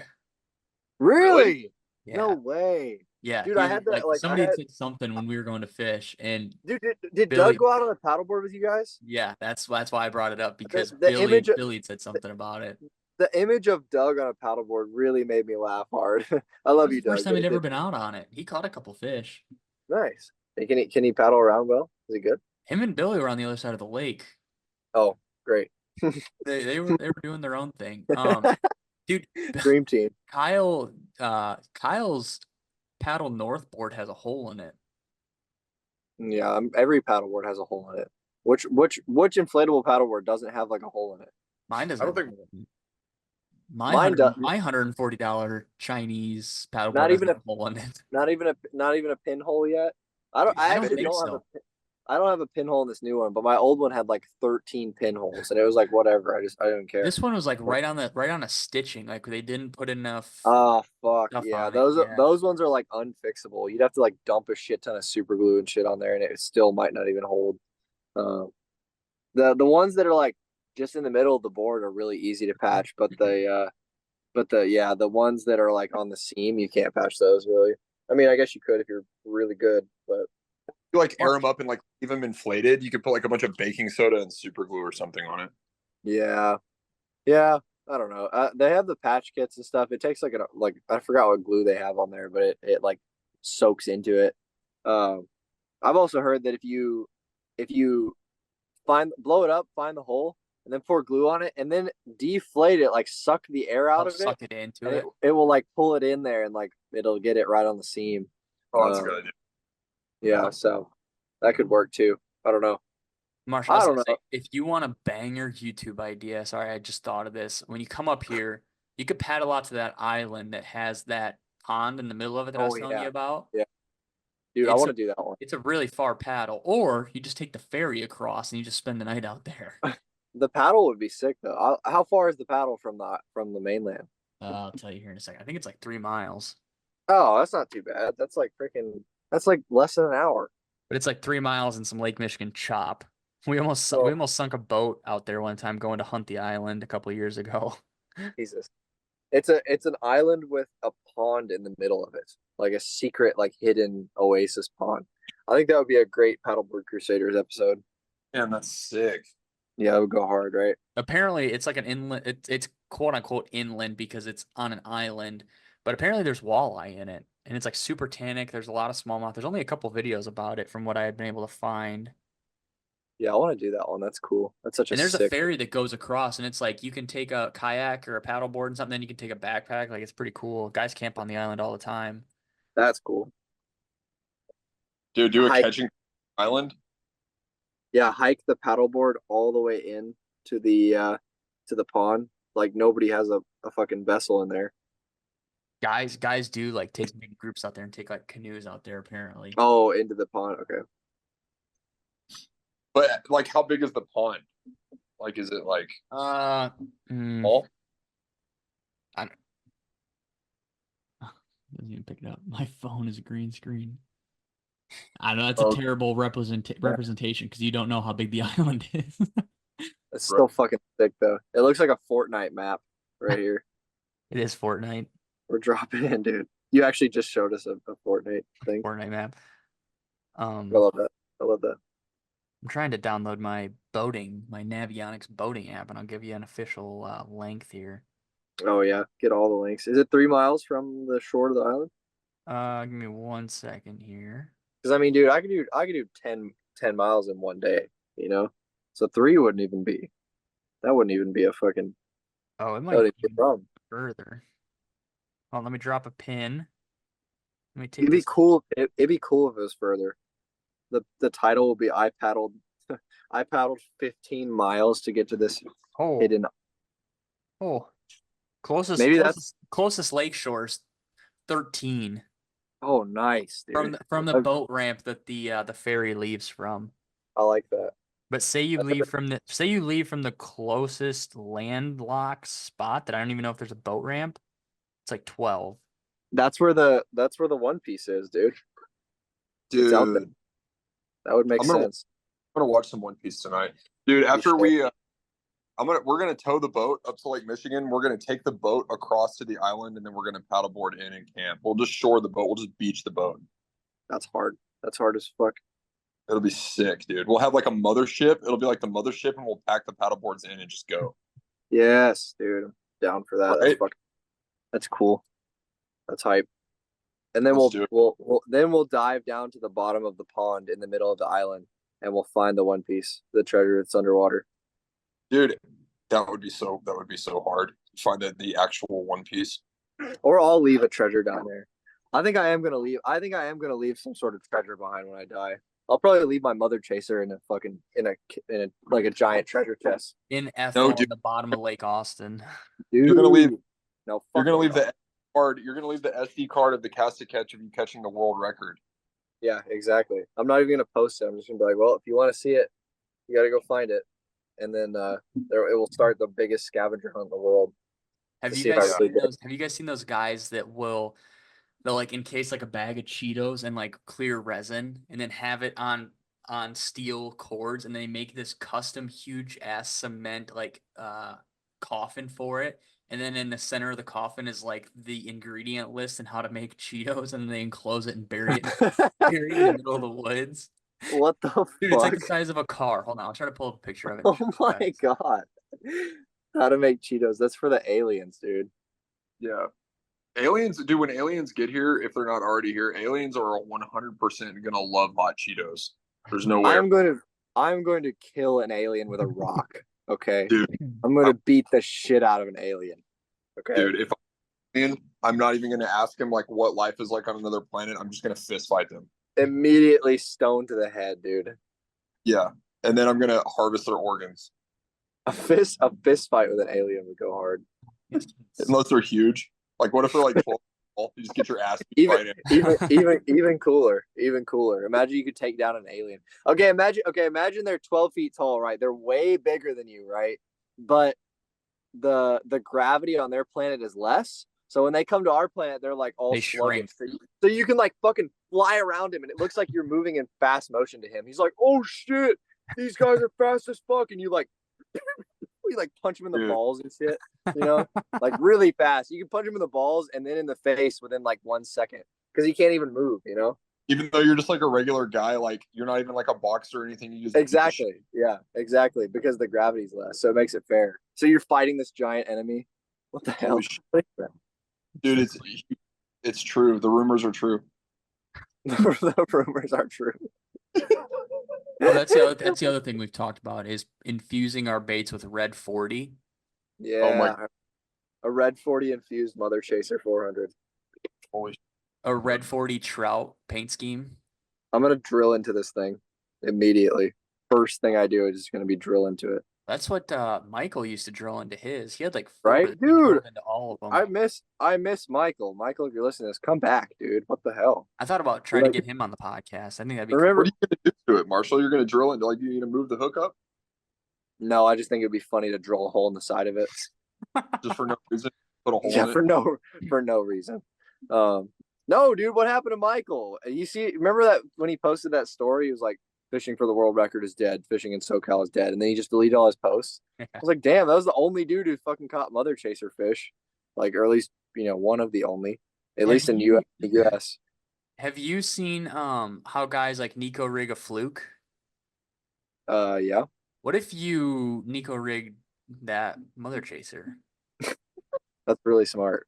That's really smart, Adrian. Like tail on the bottom or like nose on the bottom? I would go nose on the bottom. Give it a feeding posture. But knows. All right, I'll go nose let's on the get bottom, hook.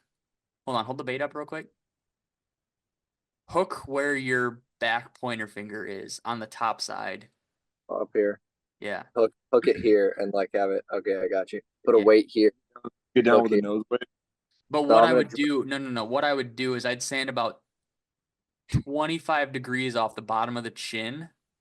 So it sat on a more 45-degree angle rather than a 90-degree angle, nose straight Jeez. down. Could you imagine if we did that to this bait, this poor bait? They would probably Oh, ask for it back. They'd be like, okay, we know you bought this, but can you send it back to us? I think they'd block me. I think Roman Made would block me. They blocked what's his name, Marlon Bates, because he cut Oh, open because you one. made one? Yeah, no, because he cut open. He took a chaser and he cut it open, right? Yeah, he took a bandsaw, cut it open. Yeah, He which I made thought he made a mother, like he basically like completely replicated mother, and it looked damn near exactly like the real thing. That was was like right around the time they switched to seeing, right? Because I'm pretty sure he cut it open and you could see the connection points in it. no, yeah, it's two pieces put together. I mean, I don't know if they want anyone to know that, but that's how it is. So it's Dude, already out. I guarantee that video has over 1 million views. What is it like? Yeah, right. I cut open Right. this $500 swim bait or something. I Dude, cut open he cut open a $1,000 mother lure. chaser too. I'm pretty sure. Yeah, that's what I was saying. He cut open a full size one. That's like when they first came out too. I'm gonna fish the shit out of this bait. Oh, if you guys are intrigued, I just typed in Marling Baits on YouTube, and this actually just popped up. If you guys are fans of supporting KOs in China, we have Temu fuzzy dice. Oh Or boy, $279 for The oh dude, they're free. If I download the app right now, they're free. the the Hinko team, trout. the Fine. team, Dude, the they have Temu knockoff. They've Q got bomb, knockoff Q bombs already. That's quick. the Temu Q bomb. They're on top of that shit, dude. The Oh, QAnon like bomb. the Q grenade. The QAnon bomb, dude. We haven't even brought that one up. That's solid. The Miss Aquila. The QAnon bomb. Oh, I gotta find this. I gotta find him I'm cutting gonna open this. I'm gonna tie a QAnon bomb to the back of this mother chaser, like have it as like a trailer. Dude. Yeah. Or I'll just stick it in its mouth, like it's a trout with a Q bomb in its mouth. That would go hard. Power bait in its mouth. That'd be hard. Yeah, that would go hard like a hook. Like try to steal it out of its mouth and get hooked. Yeah, that would be pretty sick. So him cutting open the mother chaser has 552,000 views. So do you think, Marshall, you would know, is that that's enough views to cover the cost of that bait, right? $1,200 price tag? Oh yeah, more than enough. Jesus. That's a solid paycheck right there. I mean, it all depends on the Link. it depends on the retention rate and the length of the video, but 100%. There's definitely more than a $1,000 video. Dude, during COVID, he was getting so many views. It's crazy. Yeah, people were really interested in his shit. I feel bad for the guys who blew up during COVID because now like probably nobody interacts with their pages. And they just have like a dead amount of subscribers, but they don't like. I mean, I kind of blew up during COVID, or at least I guess it was like post COVID. It was like 20. It was like 21. Sorry, I'm still scrolling to look for this mother video. No, you're good. Making a toucan lure. Yeah, Marley. Oh, Marley. I think I've seen that video. It's like Marley does some crazy shit. It's pretty dope. Pretty stoked on it. I need to. But yeah, but Roman Made has him blocked on Twitter, which is really funny, and I think on Instagram too. The Roman Made Twitter has him blocked. Roman Made Twitter. I kind of love that. It's honestly pretty funny. Making the new most expensive lure in the world. It looks like it's a chaser, and it had 561,000 views on it. Yeah, people know. People know now what's inside the chaser. Okay, that's why I'm gonna make one too. That's why Marshall already made one. The mother chaser is full of eagle claw lead weights. Did he cut open a mother, or was it just a chaser? No, he made a mother. I know he did. No, he did all 4 of those videos that you're thinking of. He made a chaser, he made a mother, and he cut open both of them. I think. I don't know. I don't fucking know. I don't know. I don't know, Bobby. I don't know, Bobby. I don't know, boy. It's been a while since I watched that shit. I don't even watch YouTube. I don't even watch YouTube. dude. The only fishing YouTube I watch is you, Jeff, and Feener. And Feener posts twice a year. Yeah, when Feener posts fucking once a decade. Jesus. Phoenix, step it up, okay? And when Jared posts every Thursday. Don't you love how Jared posts every Thursday? So sick. Does he really? No, he doesn't. Yeah, Does he every really? Thursday, dude. Yeah, you didn't see last Thursday's upload? How many videos does he have up? I don't know. He put up 2 for the Thursday thing, and one of them wasn't even on Thursday. It was like he put the first one up on Thursday, and then the second one went up on Friday. You're never gonna see a Jared Swafford YouTube channel, okay? I'm gonna start a YouTube channel. Okay. Yeah, I want you to beat Brian, or I mean beat Jared. The largemouth barbell. The Brian YouTube channel. Okay, you guys need to go send Mr. 9 Pound Hammer a DM and tell him he needs to start a YouTube channel. I want him to like see the numbers, right? Send me a DM, send him a DM. Go, hey dude, I want to see that 9 Pound Hammer YouTube channel. I want to see fishing and fitness. Oh, Okay. speaking I'm gonna of go talk. speaking of new stuff, should we talk about B&B?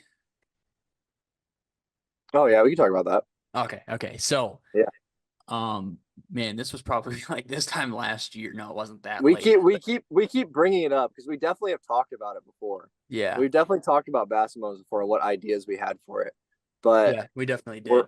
I think we finally settled on something good. If you guys are excited about listening to another fucking podcast, Another anything goes, not only swim bait podcast. We'll say that. yeah. So I don't want to call it a podcast because there are too many fucking podcasts. But I mean, I love you, Adrian, but there are too many fucking podcasts. But yeah, I think I'm gonna start a talk show. I think I'm gonna do a little talk show. I might actually do one with Anthony this weekend, at the Tackle Shack. But I think having a long format, like I said, not even a podcast, just kind of like chilling and sitting down and talking with a homie for like an hour or so, and just upload it on YouTube. Not on Spotify or anything like that, but replace some of the weekly uploads with one of those, like once every month or 2 months or whatever. That would be cool, right? I think. I think. Yes. I guess the more slop that I can put out for you piggies to consume, the better. You know what I mean? I'm just like the farmer here, and I'm putting out the slop. So if you want hour-long slop, I'll put out hour-long slop, and hopefully you enjoy it. Brian, your job will be to post on either Friday or Saturday. So yeah, we need to we'll have Marshall on Sunday. We'll have the Scales and Tails podcast in the Scales News Network posted on Monday. When I move back home, I'll have my personal fishing videos up on the Scales and Tails on Tuesday. Marshall will have his other video on Wednesday. Jeff usually posts on like Tuesday, Wednesday, or Thursday. We'll just allot him Thursday.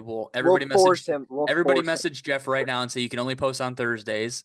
I'm gonna call him. Okay. I'm gonna tell him. And Brian, you can pick because Phoenix doesn't have say. So since you're here on the conversation, you can pick Friday or Saturday, and Phoenix just gets the last day of the week. Yeah, Phoenix is the last. I'll definitely start out one day a week for sure. So probably Fridays.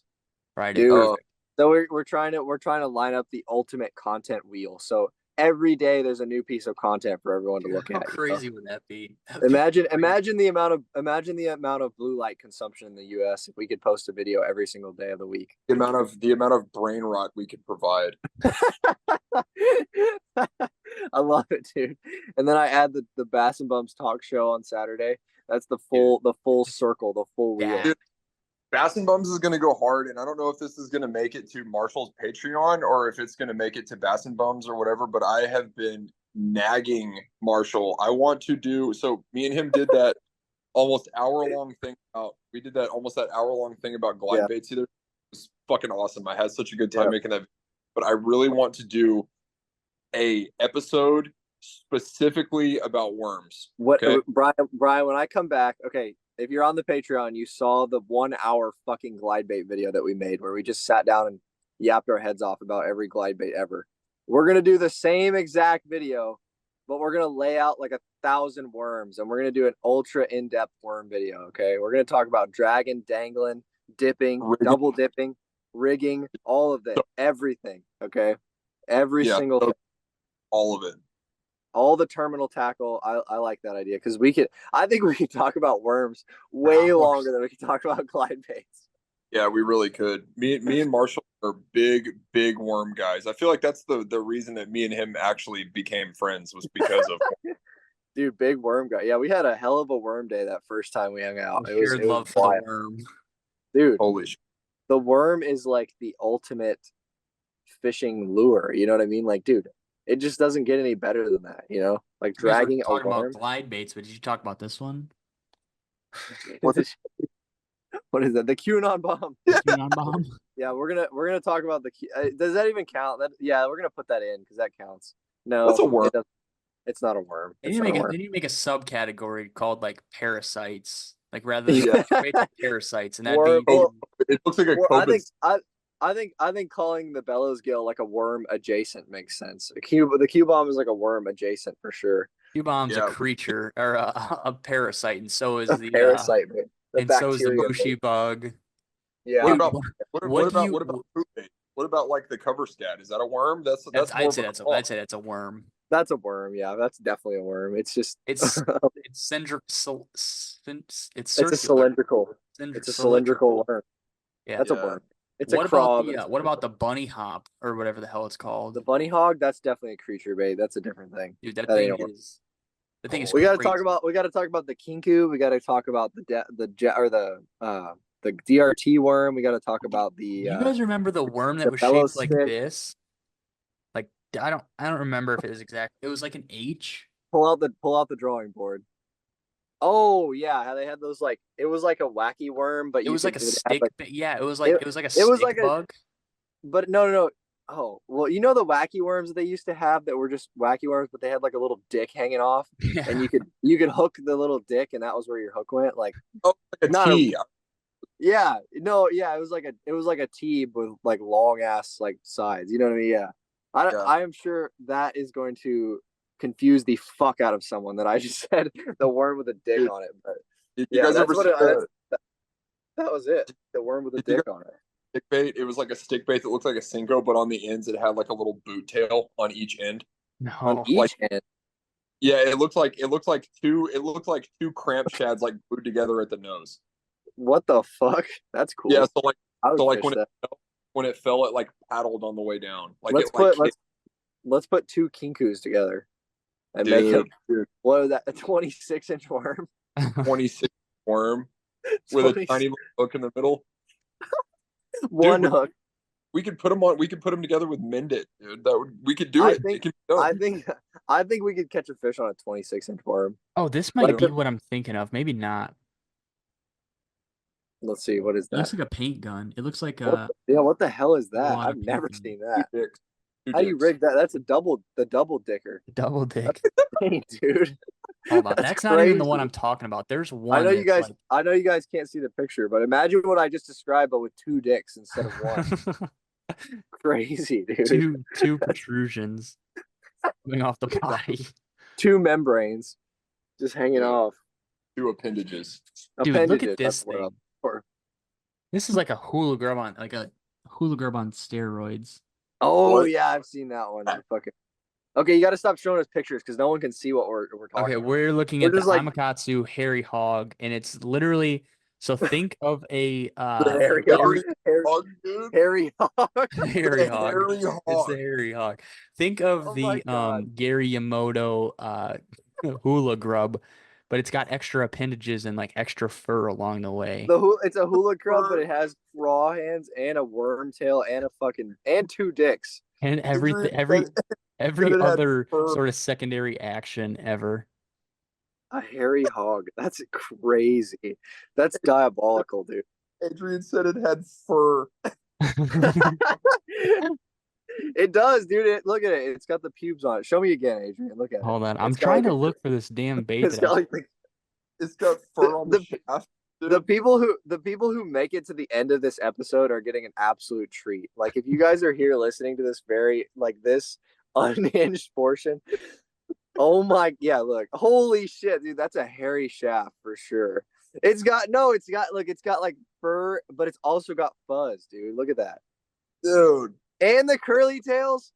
Holy shit. That is a parasite, dude. That's like overwhelming, dude. If I was a And bass and I it's saw got that, curls, it's got appendages, and it's got like tentacles. The only thing it's missing is a boot tail, and that's like yeah, it needs a boot tail. everything. We should put a boot tail on there. Dude, if I was a bass and I saw that lure, I think my brain would explode. I wouldn't even be able to do anything. It would just That's like their version of blue light. They're like, what? Yes, dude. That's like that lure right there is the equivalent of like watching a movie and scrolling on TikTok and playing a video game and eating food at the same time.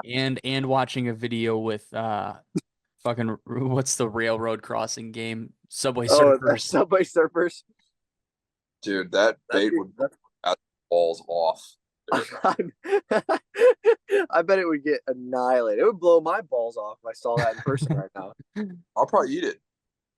Yeah, I might eat it. We should get that actually. There's a reason they have to put not for human consumption on the Q bombs. What should the title be of that video? Fishing with my hairy hog. Easy, dude. Easy. Take notes on how I rig my hairy hog. No. The title is like fishing with my hairy hog, and then in parentheses it says extra hair. It says 14 appendages. Like no context whatsoever. 14 appendages. It just says fishing with my hairy hog, and then extra in parentheses fuzz. it just says fur. That's all it says. Warning, hair. Unbelievably furry. Dude, and for people that can't see what's going on, Marshall has been drinking a bottle of honey. This has been going on. You're not gonna expose me like that. I gotta get it on my tongue, dude. It's so good. This sip of the organic, Nate's organic, 100% pure, raw and unfiltered honey. You just put a little bit on the tongue. It's like, oh, it's the stuff that honey I get from the farmers market. It makes my hairy hog excited. This stuff I get from the farmers market, they have to put a sticker on it that says not cleared through FDA or Michigan resource. Dude, that's how you know it's the good shit. Yeah, it's pretty good. That's how you know it's the good shit. That's raw. It's got like bee legs in it. It's got like wings, like bee parts. It's got hairy hog bees in it. Hairy hog in it. It's got Barry B. Benson in it from the Bee Movie. Dude, you know what we should do? We should get the hairy hog and then attach 2 Q bombs to it, so it's like a cock and balls. Holy shit, dude! That's a great idea. The hairy ball method. The hairy balls method. That's solid, dude. Jesus, we just spent the last 15 minutes talking about cock and ball baits. That was insane. Okay. I think the entire point of this episode was to talk about the Minnesota trip, and we've talked about it for like maybe 3.5 minutes. Oh, it's okay. I like this. Honestly, in all honesty, if Marshall wants to, this could be the first episode of Bass and Bums. This could be a Scales and Tails episode. It does not matter. No, so I'm gonna do Bass and Bums. I'm gonna do Bass and Bums in person only. I've decided that, right? I want them to be in person only. And I want them to always be filmed in some like weird location. Like I think it's or not. They don't have to be weird, but it needs to be like in the van, or it needs to be like in a tackle shop, or like on the side of the road, or something funny. Yeah, under a bridge. Like even on the water would be kind of funny. Like having an on the water one would be interesting. Just talking and chatting about certain things. Yeah, I think it's a fun idea because I think I want it to be like an anti-podcast. I don't know. I want it to be a long form talk show, but I want it to be a video too. You know what I mean? What if we did one? We'll bring like one of those TV tray dinner sets up to Minnesota, and we'll do it from inside the test tank like it's a jacuzzi. Dude, solid. And we'll you know how Kevin Hart does that show where they're in the ice tanks. I was gonna say we'll ice bath it. We'll just ice bath the test tank in Kyle's shop, and then that'll be the Bass and Bums episode. That's solid. I like that. Let's do that. Dude, when we go up there. What if you did it and like Adrian, write that down. when you interview builders, you're like, okay, dude, like yeah, I'll come out and interview you, but you have to have a test tank, and we have to do it in your test tank. Me and Buka in the test tank. Buka and me in the test tank. Jesus, that would be like the start of a fucking like a porno in the sauna, or it's like the huge dude and like the little skinny twink. Oh my god! In the dirty, stinky water, dude. The dirty resin dust covered water with a slight algae bloom that's just started recently. All Holy slippery. shit. Like, yeah. Jesus Christ, that I is asked funny. Kyle had part of a retro or maybe a whole retro in the tank when I first got there. I was like, "What's that for?" He's like, "Oh, it keeps the mold down or keeps the algae down." I was like, "Oh, that's cool." He's like, "Nah, I didn't want to grab it." I was like, "It Yeah, sounded good to me."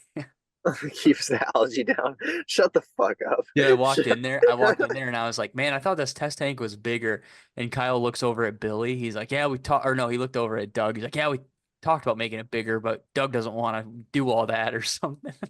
Yeah. Dude, it was so funny that night at the throwback party. Like, everybody just started like swimming baits for fun, and like, I went out to the van, grabbed a bunch of my baits and a bunch of Marshall's baits, and then we were like throwing like the frenzy in the test tank. It was like swimming over and like pounding into the sides because it has. It was just like dong dong. It's like that part in Jaws where he's hitting the boat and you can just it's like echoing through the boat. Barely dude. got a half a swim in. That shit was Yeah. funny. You guys Yeah, went and swimming. grabbed all your baits, and then Brian and I went out and grabbed a couple more beers and all of my baits. Yeah. I'm gonna beat up. Next time I see Marshall, I'm gonna beat him up and steal the frenzy. I think I can catch a big fish on the frenzy. Okay. I talked about this on the Patreon video, but no hate. I love DRT, right? But I just don't really like the frenzy. Not as not as a bait, but just like as, I don't know, just the way I fish. I don't know, dude. Like, I'm gonna try and fish it with the lip in.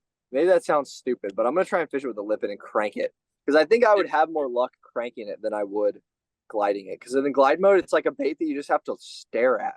And that is just like, does not vibe. That does not vibe with me well because I sit down on the paddleboard, so I can't see anything. Like, I've never, I don't see followers. Yeah. I don't. You know what bait would be really good for you? What? Oh yeah, dude. Just call it the Q bomb for anybody who's not watching. The Q bomb, dude. I should get one of those. That would be great. The Q what? The what now? The QAnon bomb. The QAnon bomb. The what now, boy? The Q what? I love that. Saying at the boat ramp. Yeah, what were they biting on, son? Oh yeah, I was throwing the Q bomb and the Clash Frenzy, and they're like, the Q what? And the Kloosh who? The Kloosh who? Son, what is that? Kalashnikov who? That Son, looks what like an in amoeba. I ain't gonna throw triggers that. a Cold War flashback.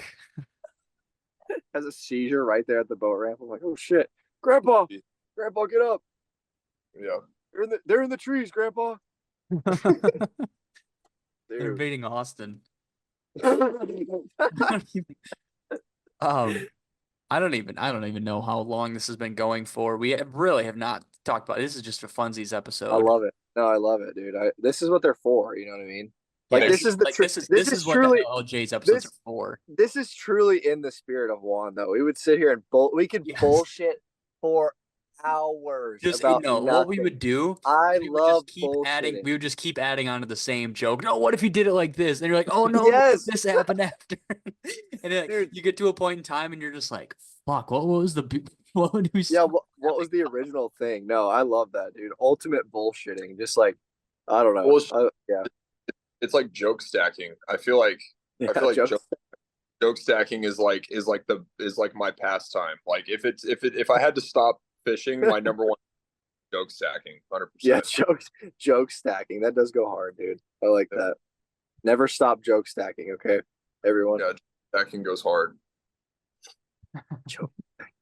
What Marsh, you got to come up with a cool catchphrase for the bass and bum stuff. On the spot right now, what's your catchphrase? Jesus, I'm telling you, I think advertising it as like an anti-podcast would be kind of funny. But then it's just a regular podcast. It's like not even like people are like, "Why do you call it the anti-podcast?" I'm like, "Oh, I don't know." Well, podcast. Yeah, it's an anti-podcast. So it is just I do like one-on-one type thing. That's kind of sick, like the in-person thing that you were talking about. I think that goes pretty. I think it would be fun. And I think not having it only be fishing or swim baits or anything like that. Literally just fucking completely free form. Like, we'll just bullshit like this. You know what I mean? Like, and especially in person. And I want it to be a video because I feel like it adds a different setting to be able to hold up things to the camera or to like, beat the shit out of the guests while I'm talking to them like on camera so people can watch the fight, you know what I mean, and put bets. So Phoenix can gamble on it. Live betting. Live betting on the Bass and Bum podcast. Somebody, Yeah, I know. I'm gonna do some funny shit with it. I think it'll be cool. And then the somebody merch had will be told cool. me that like when I have the opportunity to like interview people in person, I cannot remember who it was, so I apologize if you guys have made it this far into this episode and I mention it now. But they had mentioned it'd be cool like if I meet up with somebody and we go out on the water, fish for the day, and then we come back and record an episode, and like that whole episode is about what we did, what worked, what didn't work, why That stuff would be didn't cool. work. That would be cool. I like that.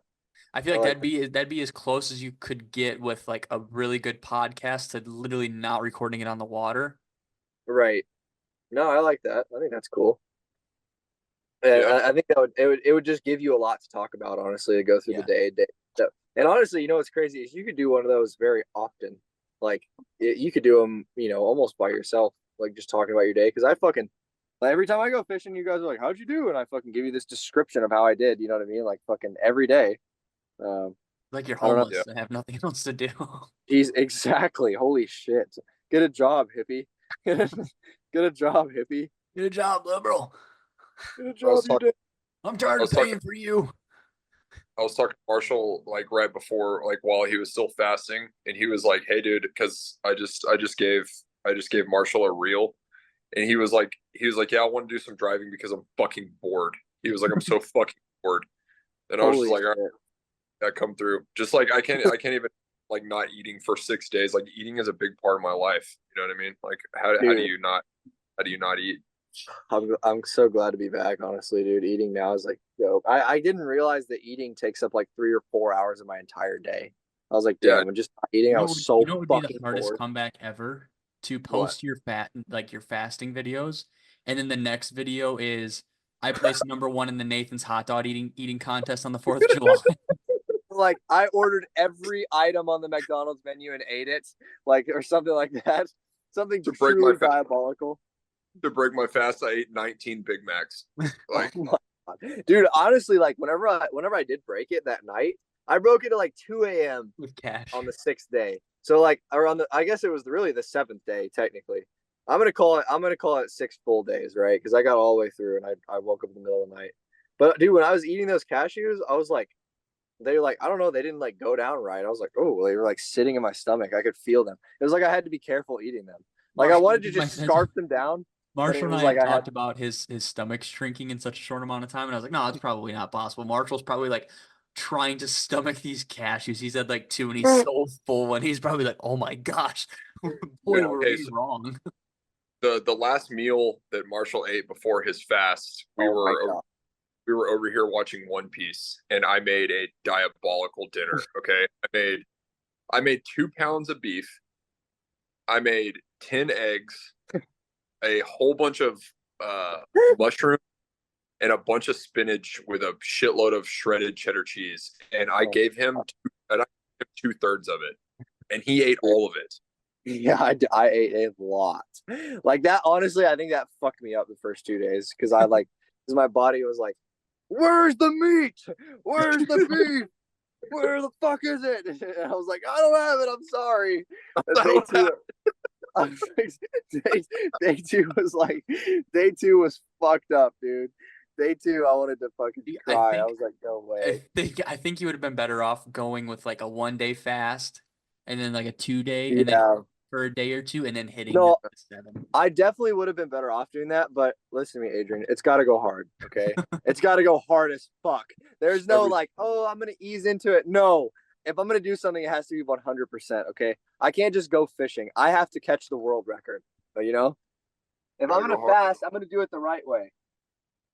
The right way, the wrong way, aka fucking try 7 days. I will say, Damn it! I can't believe I didn't even make it. I've been eating a half pound of beef, and then 3 to 4 eggs with a whole container of mushrooms and 1 whole onion. And I think I'm gonna have to bump it up to a whole pound because whole pound of beef. Adrian, a pound of beef a day is easy, bro. No, I Oh, yeah, know. a pound of beef a day. That's So all easy. I eat. That's all I eat. I could totally wolf down a pound of beef. Easy. So Easy. cut back on the mushroom consumption and step up the beef, dude. I think I'm going Don't to, cut I think I'll probably go like 4 mushrooms a day, diced up. And I've been a sucker for those little Star-Kissed tuna packets. Dude, dude. let me tell you what. I don't give Start a fuck about that mercury. I don't give a fuck about the preservatives. The tuna is insane, okay? You can fucking get a pack of tuna for like $2, 36 grams of protein, and you can eat it in like 2 seconds. You know what I mean? Dude, I was texting Adrian in the group chat about lifting and like how Adrian is built. And dude, Oh, if Adrian lifts for like 6 months, he's gonna be a monster. This was He's when gonna be a everybody was monster. asleep the other morning. It was just Brian and I having our own Oh, yeah, conversation. at like 5 in the morning. Yeah. I love that. Adrian's 5 in the morning. Adrian's gonna start lifting. Adrian's gonna start lifting, and by month 6, he's gonna be doing like 550 on bench press for reps. I could Watch. have picked Ethel up and you guys could have worked on her while I walked Hey, you I'll through. Hey, I'm gonna send you. Actually, wait. I'm not even gonna send it to you. Adrian, I have your fucking little clickbait thing. I'm gonna bring you a tub of this creatine too. Oh. Okay, The we're getting started. clickbait in the creatine. It's like you have Oh, to like finish put the it in there. cereal. It's like you have to finish the cereal to get to the toy. To make It's sure all the way make sure covered I in the eat it. powder, the Put the fucking bait in cocaine water. powder. Oh, yeah. while we're talking about concoctions right now, should we talk Oh about my the, god, should we talk about it? Yes. The peg leg? Nope. dude, Nope. listen to me. They're not ready. The people aren't ready. This is okay. This is okay. Look, after we talk about this, we have to end it because this is so much. Okay, This is diabolical. just like list 3 ingredients, and then on the next one, we'll start off the next one with the whole. So with, we should with the whole recipe. we should drop the, talking about peg leg potion. yeah, the peg leg potion. Oh Yeah, my we have God. to drop. We have to drop this as a Bass and Bums exclusive, Yeah, there like we go. signature drink. Go ahead. I Just really- describe it. Describe what it is. I really want to try. I really want to make the ultimate, like, cause okay, so you got like here's how it came about, right? So you got all these awesome little drinks that do things for you, right? Some drinks have caffeine in them, right? That makes you all jittery, cool, right? Some drinks have the probiotics in them, Alcohol. cool, right? Some of them have alcohol, that's cool, and then some of them have protein and get you strong. You know what I mean? But I was like, damn, we need a drink that has everything all at once. So we're gonna make the world's first 500 milligram caffeine. 500 ingredients. 500 milligrams of caffeine, 100 grams of protein. It's gonna be a core power, a rain, a yerb, a kombucha, 4 Zyn pouches. What else do we need to throw? What else do we need to throw? This Red 40 and some cigarettes. 16 sardines, 4 Marlboro Reds, a teaspoon of Red 40, a banana. What was the banana. other thing? Did we say mosquitoes or DEET or the something? bottom of the when we were drink. standing at the weigh-in? DEET. And in the bottom of the drink, there's going to be a size 2 quad treble hook. But it's gonna be a cool trendy drink because it's gonna have the No, little it's like- ball like the Japanese pops. as Oh, opposed to- dude, like the little magic fucking what do you call them?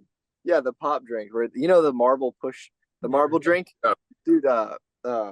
Yeah, if you don't know what we're talking about, there's a drink, there's a little like drink you can get at the Asian store that you have has to like slam it with your palm. it has a marble on top of it, and you like have to push the shit out of this marble, and it pops really loud, and it's really cool, and then you drink out of it. And that's fucking it.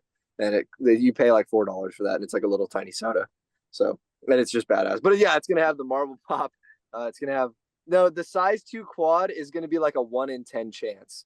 So like 9 of them you buy won't have the quad, but 1 of them The will. collector's piece. Yes, there's like a hook in the bottom of it. So don't chug them. It's like Little bit of an anti. little bit of bait fuel in it. It's like an anti-chugging, the G-Crack SAF material. Like it's gonna be like there's shrimp, the shrimp and amino. So it's going to be all that bullshit. It's going to be all that bullshit, and then when you crack it open, it's going to smell like a bellows gill. Like it's going to have that cheese. Oh, I was gonna say make Christ. it instead of a glass container, make it out of that And- SAF hey, material so it just leaches into it like microplastics. That was the other thing. listen- There's gonna be microplastics in it. Listen to me. If a bellows gill had 100 grams, if a bellows gill 5.8 had 100 grams of protein, I would eat it with some peanut butter. I would Easy. eat two, Dude, two, queso.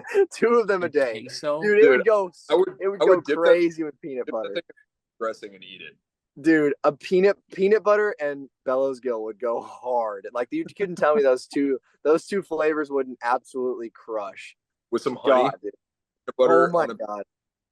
Oh, don't even start, dude. and some Don't even bananas. Like crunchy peanut butter and a Bellows Gill. Oh my god. Diabolical. All right. Well, coming soon to the Bass and Bums merch store. You can get your very own peg leg potion.